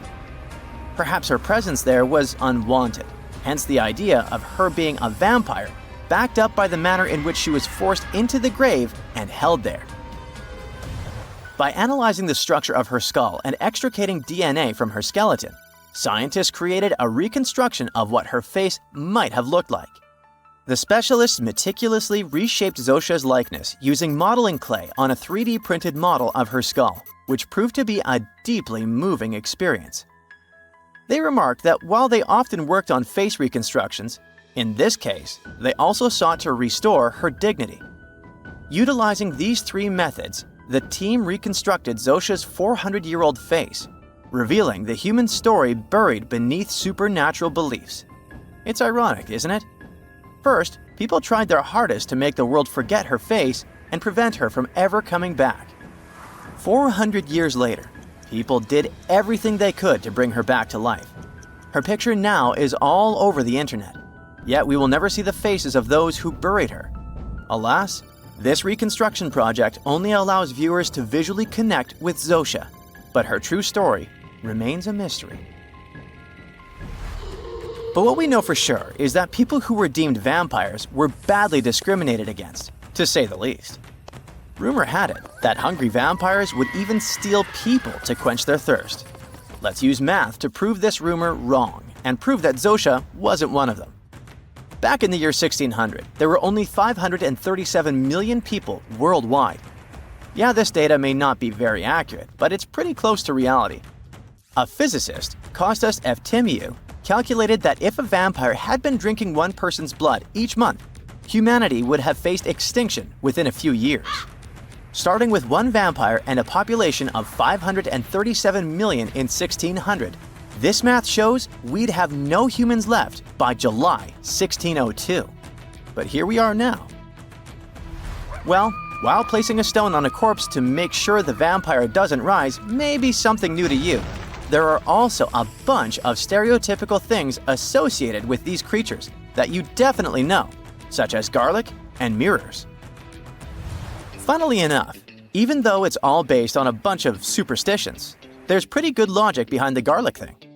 You see, it contains a special compound called allicin, which is a powerful antibiotic. While people back then couldn't know what an antibiotic was, they noticed garlic was pretty effective against various conditions. Since they believed vampires were created by a particular blood condition, they also believed garlic could defeat a vampire. And there's more. There's actually a blood condition called porphyria, which makes people look like real vampires. Their skin is pale and their teeth get bigger as their gums shrink. And guess what? People who have porphyria cannot consume garlic, as it worsens their condition. Wow, that's a cool coincidence. The next superstition is a bit fresher, and it's about vampires avoiding mirrors. The first known reference to the mirrors comes from the book Dracula in 1897. But why wouldn't a vampire show a reflection? Simple. Before the plastic era we live in, mirrors were traditionally backed with silver. Silver was commonly believed to repel evil spirits, possibly because it has antimicrobial properties. Much like garlic, its healing properties may be what was supposed to scare off a vampire.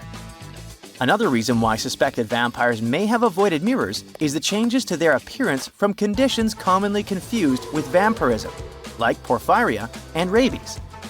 People afflicted with these conditions may have avoided looking in mirrors for that reason, causing others to assume that vampires avoided mirrors. But if you ever met a vampire and these methods don't repel it, I have one more trick for you. Ask the potential vampire to count. It can be spilled grains, seeds, or even the holes in the fishing net if you happen to have one. Vampires are into math, so they'll stop to count, delaying them until sunrise. And we all know that vampires don't do well in sunlight. Ironically, it's Count Von Count, a vampire who teaches us how to count on Sesame Street.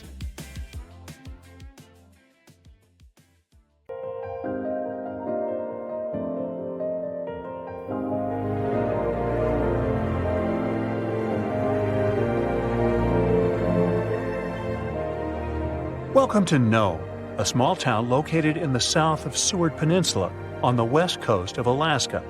If you live here, I'll bet you say there's no place like Nome. Well, maybe not. It's cold and snowy here, and no roads connect this town with other settlements. And with the onset of night, locals have disappeared here without a trace. Perhaps that's why only 3,500 people live here. Well, let's investigate this case. People disappear in cities for assorted reasons, but it was Nome who attracted the attention of the public. From 1960 to 2004, some 24 people went missing there. That number is statistically too big for such a small population. People just didn't come home in the morning, and no one knew what had happened to them. All the locals in small towns like Nome know each other. There are almost no strangers here, as it's difficult to get to Nome. There are no roads and no ferry crossing. All roads from Nome break off and lead to beautiful natural landscapes unspoiled by human mammals. You can get there and back by plane. And this is not some passenger jet, but a small biplane. Another way to get there is by snowmobile. By the way, Nome is the ultimate point of the famous dog sled race, the Iditarod. Also, you can pay locals from neighboring villages and towns to bring you to Nome by motorboat. But despite this, the town has become quite famous. The frequent disappearance of people finally got needed attention. The whole world found out about Nome, and in 2009, Hollywood even made a movie about it. For a long time, no one could solve the mystery. The police had no clues, no witnesses, nothing. There are long, cold nights here in winter, and the air becomes so cold that a glass of water freezes in minutes. Snow can fall constantly. Therefore, if someone leaves the town at night, snow will sweep all traces away by the morning. Of course, people began to come up with their own theories. The most popular one was about someone who took people away by force. The police didn't find any evidence that some person could do it. So, if it's not a human, it could be some beast. And again, police found no evidence to support this version. After that, people started thinking that creatures from other planets caused these disappearances. Many locals were sure that the town was a popular destination for extraterrestrial spaceships. The plot of the Hollywood movie The Fourth Kind was based on this version. More time passed. Finally, the police and the FBI launched a large-scale investigation, and they uncovered the truth. They realized that the stories about missing people were exaggerated. The popularity of Gnome and the constant talk about fantastic things made people believe in the reality of these versions. Now, let's assume that some of the appearances were made up. But still, many people are gone. What about them? The answer is bars and harsh weather. Entertainment venues are open at night. Some locals have fun, leave the bar, and go home. At this moment, a heavy snowstorm begins. Visibility drops to zero, and the strong wind knocks you down. This way, a person might simply get lost. And that's it. The truth turned out stranger than most versions.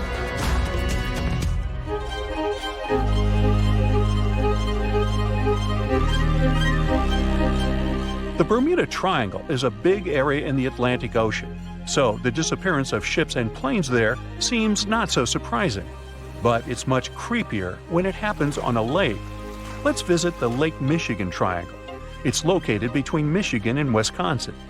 For a couple of centuries, terrible things have been happening here. People put the same legends around this place as around the Bermuda Triangle. They reported unexplained phenomena and saw flying objects above the lake's surface. Some believe that the triangle is a time portal. Of course, no theories have been confirmed, but strange cases have occurred on the triangle territory. One happened in 1950, when a Northwest Airlines plane with 108 passengers disappeared without a trace during a flight over the lake. Police officers saw a red light over the lake 2 hours after the plane's last communication. The aircraft probably crashed, but rescuers didn't find any passengers or wreckage. All that's left was just an oil stain on the water. Many ships and boats disappeared there, but one of the strangest cases occurred on April 28, 1937. It was midnight. One ship was sailing through this lake. Captain George Donner went to sleep in his cabin after a hard day's work. 3 hours later, the vessel was approaching the port. One of the crew members went to the captain's cabin to wake him up. The door was locked from the inside.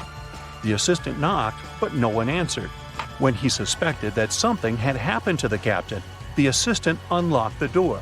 He got into the cabin, but there was no captain there. He seemed to have disappeared into thin air. The crew couldn't find him. Since then, the eerie disappearance of Captain George Donner remains unexplained. Meet David Paulides. In 2008, he finished his career as a police officer and began to study the mysterious disappearance of people in Europe, the USA, and Canada. He found out that most people went missing in the U.S. national parks. Over the past 150 years, more than 1,100 tourists have vanished there. Many of them were experienced travelers who knew how to survive in harsh wild conditions. David has written about these mysterious vanishings. He pointed out that some of them didn't disappear, but were found alive. They woke up somewhere in the forest and didn't remember what had happened to them. The creepy detail of all these cases is that most missing persons were young. Another detail is that many went missing before hurricanes. There are too many riddles and not enough answers in this case. Then there's the Sargasso Sea in the northern part of the Atlantic Ocean. This is the only sea that doesn't have shores on land. It's called the sea only because it's defined by ocean currents. Also, golden brown algae grow in this area's bottom, making it seem like an orange spot in the middle of the endless ocean. The Sargasso Sea became famous because In the 19th century, one of the most famous phantom ships in history sailed here. In 1872, a brigantine sailed through the Sargasso Sea. Its captain spotted another ship a few miles away. He lit a signal fire, but received no response.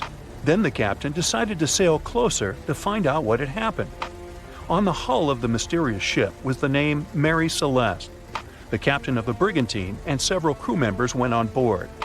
They walked around the deck and looked into the cabins and the hold. Everything was in place, but there were no people. The cargo and barrels remained untouched, so pirates didn't attack the vessel.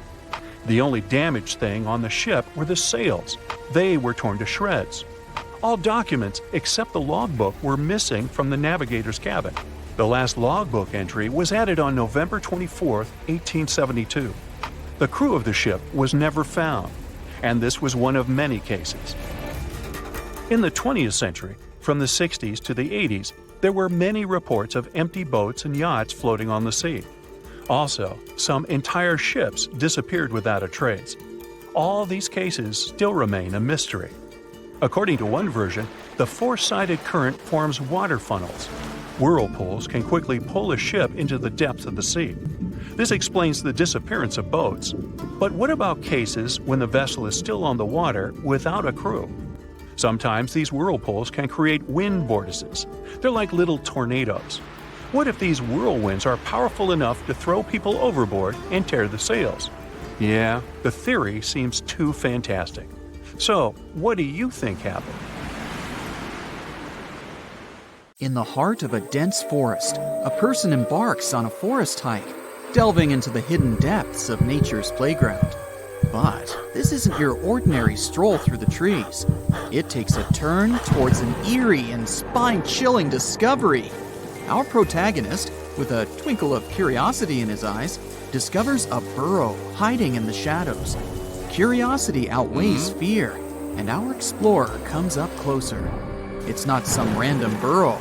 This one belongs to a fox. So, what if it's the wrong move, and they should just run away?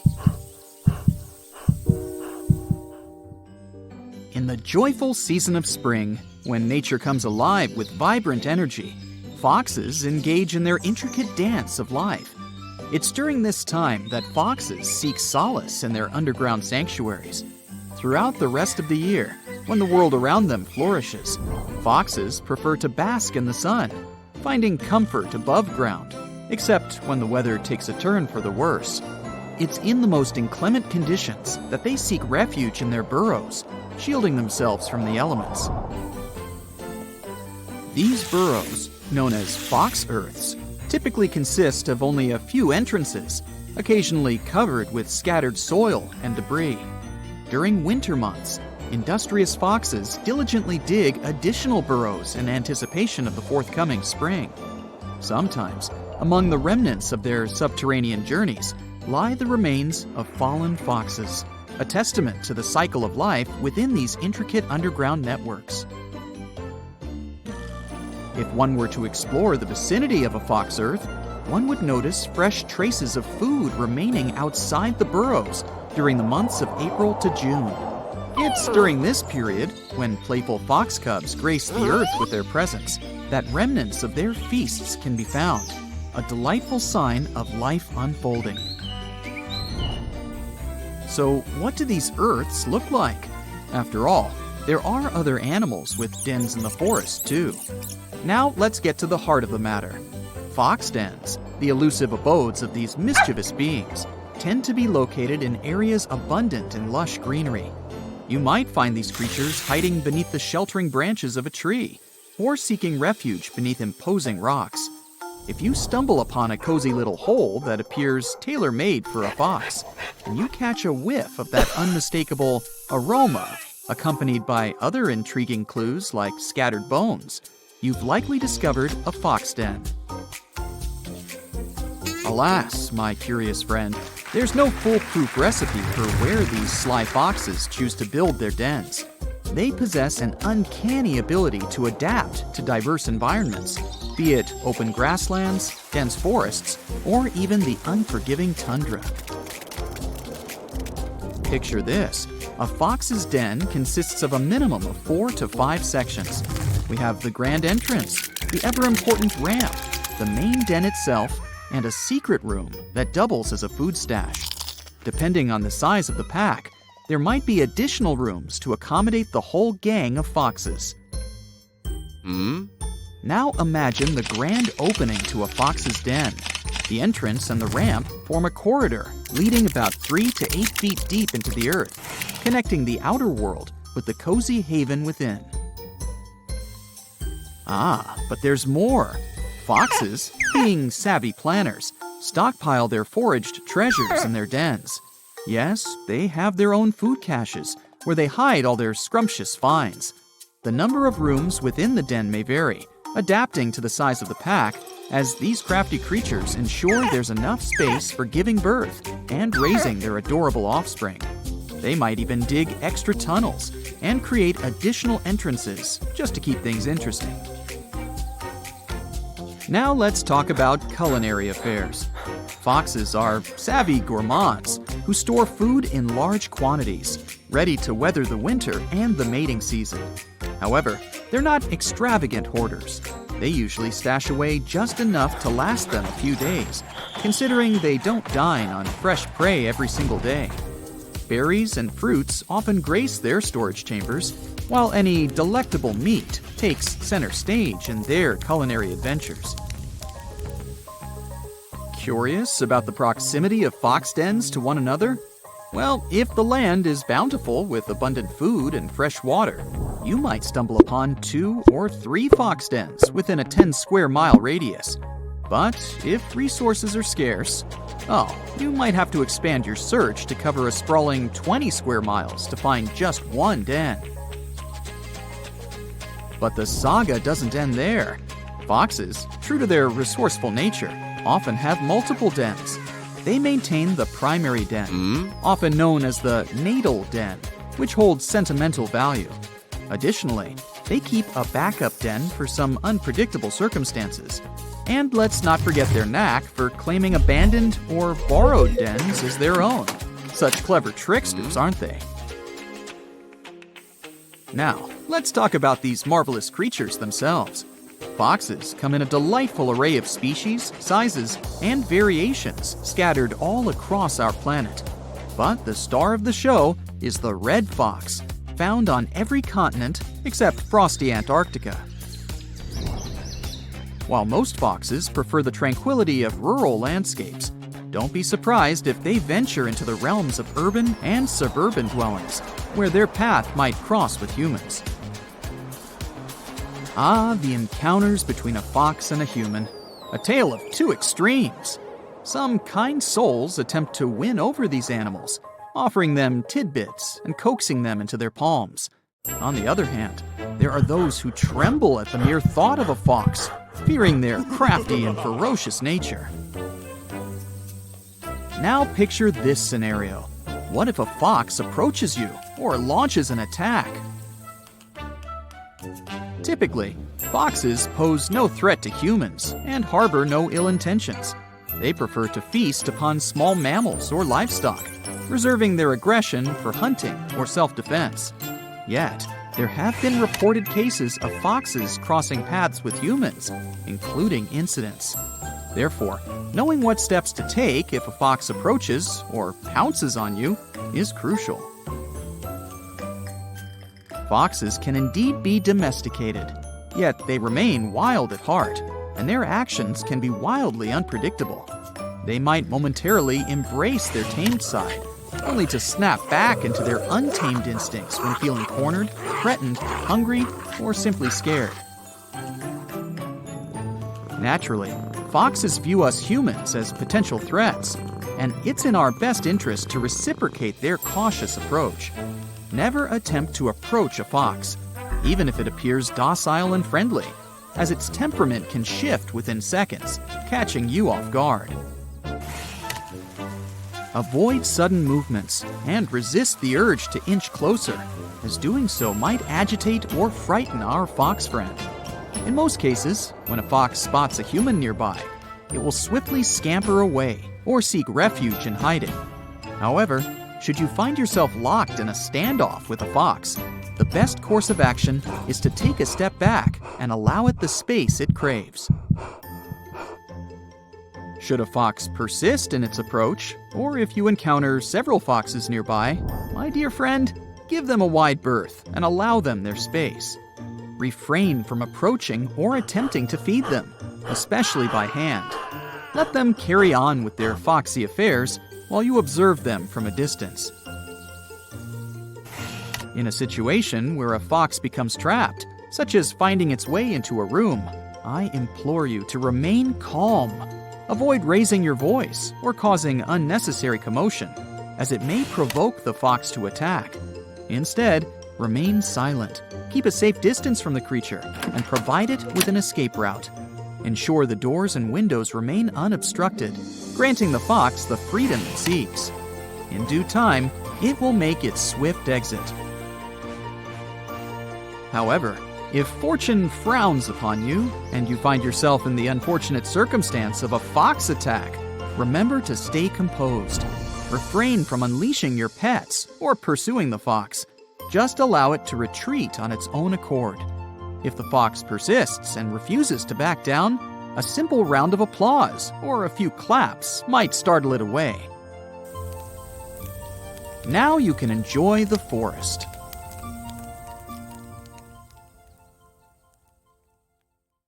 Imagine you receive a doll as a gift, and since that day, weird things started happening, like hearing children crying and seeing objects fall for no reason. This was a typical day for one family from Florida. Dolls are creepy in general because they lack emotions. At least, that's what scientists say. If you've ever had one, you might know that feeling as if the doll is watching you. Luckily, usually nothing more happens. But this was not the case with Robert the doll. This story started in the third most haunted city in the US, Key West, Florida.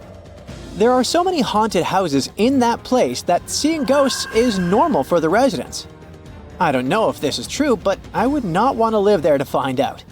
And still, all those ghosts are no match for Robert the doll.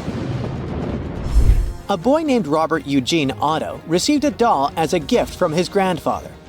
The doll was made in Germany in 1904 by a company producing expensive and weird toys. All their dolls gave off a creepy vibe when you looked at them. The boy loved the doll, and they became inseparable. Their connection was so strong that Robert gave up his first name and gave it to the doll. Since then, the boy has been called Otto by his last name. Otto did everything with the doll. It was truly his best friend. They were playing all day together. The doll was as big as a child, so Otto gave his favorite sailor outfit to Robert. Nothing good lasts forever, and their friendship with Robert ended. Otto blamed Robert for a very bad thing that happened in the house, like glass falling, doors randomly opening, and other unusual things. But of course, the parents were not buying the story. One night, the parents heard loud screams coming from Otto's room and immediately rushed in. They saw Otto holding Robert by the neck to stop him from moving and trashing the room. On another occasion, Otto woke up and saw Robert sitting on the bed. Furniture moved, books fell, toys were ruined. The scene was like a horror movie. The parents woke up and thought they were getting robbed because of the screams and the loud noises coming from Otto's room. When they entered, they were shocked to find Otto hiding in a corner with a terrifying expression on his face and Robert the doll sitting peacefully on the bed like nothing had happened. From then on, things worsened a lot, and there was more and more paranormal activity. Otto was hypnotized by the doll and started treating it like a regular person, spending hours speaking to it. They were talking all the time. The parents became concerned because when they heard sounds coming from the room, they would enter and ask Otto who he was speaking to, and he would point to Robert. Sometimes, this crazy doll would get angry and throw things around, and when the parents entered the room, everything would calm down. It wasn't unusual for the doll to get so angry that it would start breaking toys, removing their eyes and limbs. Robert would also randomly start throwing furniture around. If you want to say that the kid did this, you should know that he was young and could not have moved and thrown around furniture like that. It would be almost impossible for a small child to do that alone. The paranormal activity spread like wildfire throughout the neighborhood.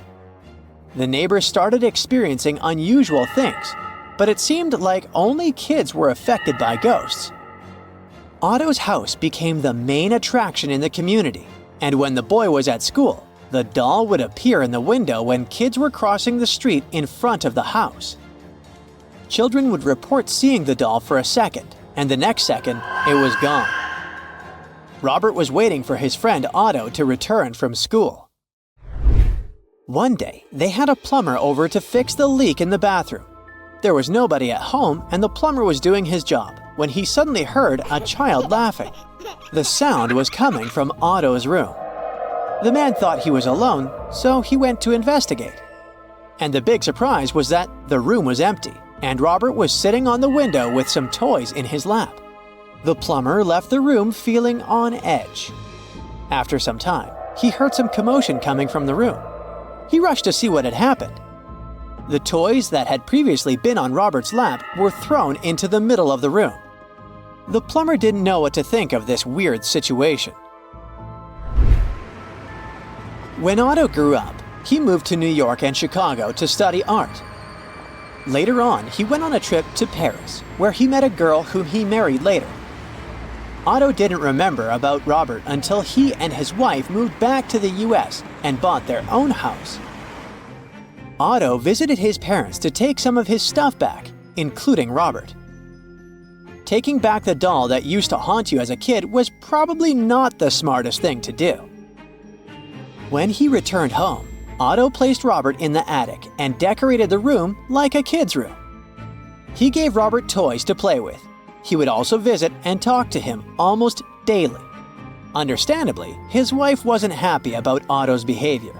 He seemed to spend too much time with the doll, and she was really creeped out by it.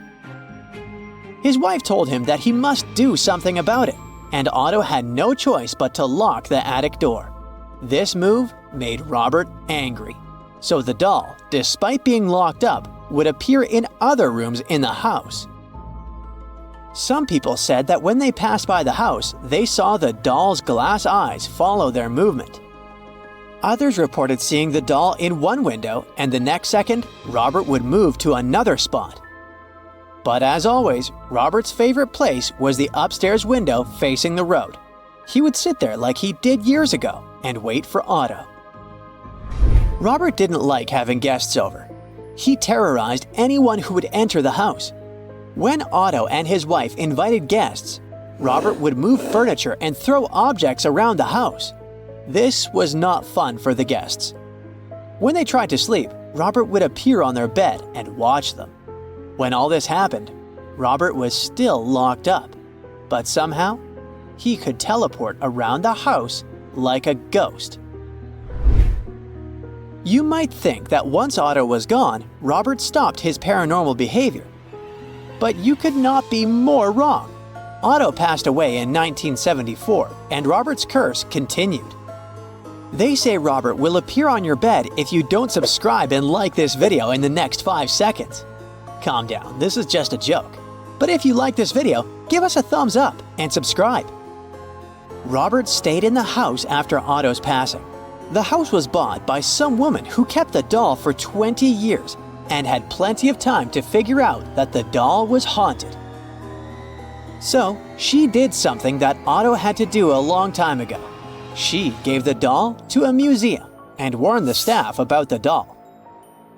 They laughed and placed the doll on a stand, but soon they found out that the doll was indeed haunted, and they had to lock it in a glass cage. Robert is still there, and people who have visited him have reported some strange activity. Something terrible might happen if you take a photo of the doll without asking for his permission. People don't take this seriously, but later on, if their life goes wrong, they blame it on Robert. The museum workers have received a dozen apology letters asking Robert for forgiveness. If you want to see if this is real, Go to the East Martello Museum in Florida. Welcome to the Hall of Monsters. I see you are wearing your protective gear. That's good, because during your visit here, your safety is not guaranteed. So, every step you take, beware, for the monsters you'll see ahead are the scariest ones from Japanese folktales. If they don't haunt you during your visit, they sure will haunt your dreams. And let me tell you, no anime you have watched could have prepared you for this. I already see doubt and fear in your eyes. So let's begin our tour before you lose that little flicker of courage left within you. There's no better monster to greet you than the Naparabo. You might not notice it, but it is happy to have new victims. I mean visitors. Naparabo looks like an ordinary human being in almost every way. That is why it can blend in seamlessly with human society. But things will quickly get uncanny once you meet face to face with it. You see, it has no face at all. Its head is like a blank orb. But here's the thing, Naparabo is quite harmless. It only frightens people, that's it. In legends and stories, it usually does that by impersonating someone familiar to its potential victims. And once it has their attention, it causes its features to disappear. Almost as if erasing a pencil drawing. What is left is a blank, smooth sheet of skin with no eyes, nose, or mouth. So, as you might have imagined, its true identity and what it really looks like is unknown. One of the stories in which Naparabo appears is about a lazy fisherman. Despite his wife's warnings, he goes fishing from a sacred imperial koi pond. On his way there, he meets another fisherman who also warns him not to go there. Still, he ignores him.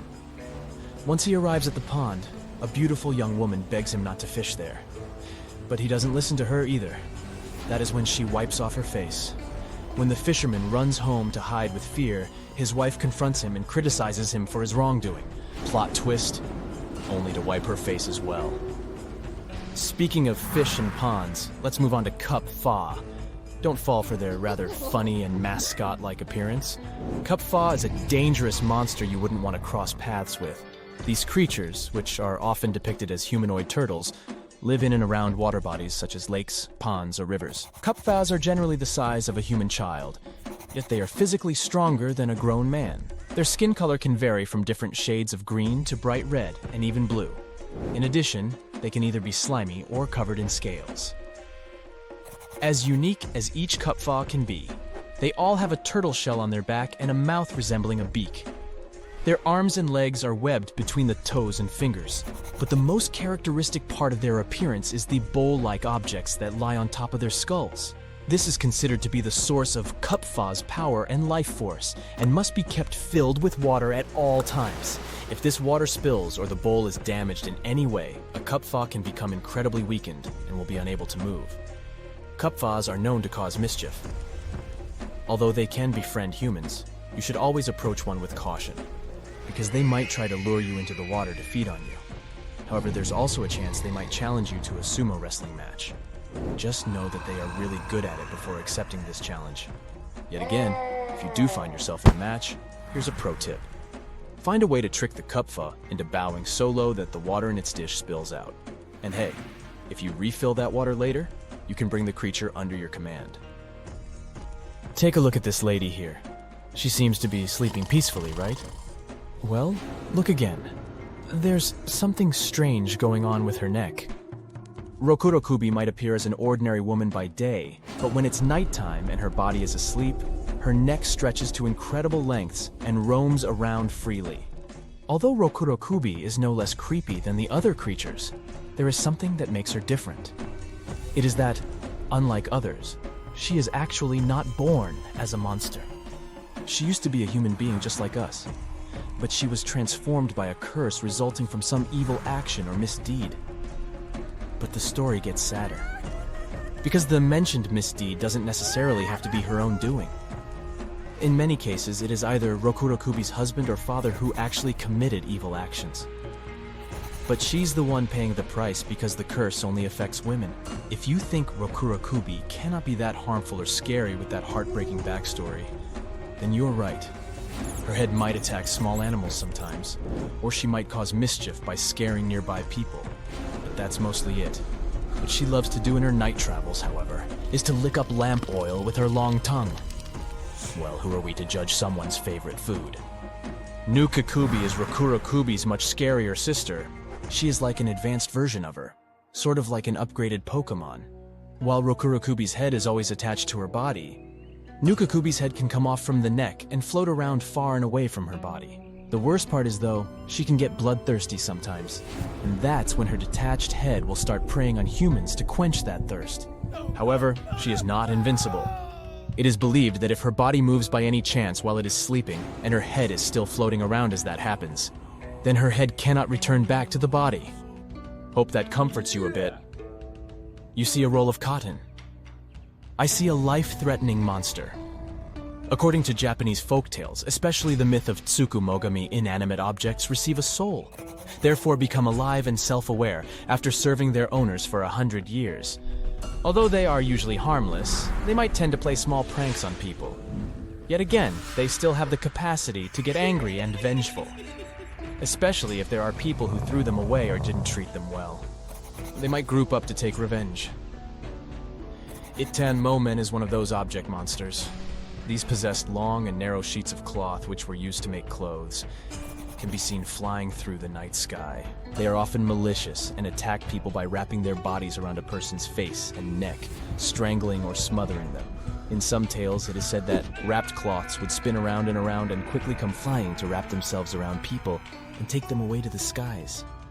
Joker's laughter is gonna sound like music to your ears once you hear this lady's. Waruhion is a female-looking monster that lives in the mountains, but despite her non-threatening appearance, meeting one will actually put you in a really dangerous position. She will smile and start laughing at you, and once she does, you'll realize that her laughter is somewhat toxic and infectious. It will cause you to start laughing along too, but even if she leaves, you will continue laughing after her until you are out of breath and unable to stand. Even if you were strong enough to resist laughing along with her, you would still not be safe. You see, merely hearing her laughter, no matter how far away she cackles, is enough to put you in a stupor. You'll be haunted by that annoying and ear-piercing sound wherever you go, for the rest of your life. However, it's not like anybody who travels through the mountains will meet her. There is one way to avoid this laughing curse altogether. You see, she appears to people only on the 1st, 9th, and 17th day of each month. So, plan your travels accordingly.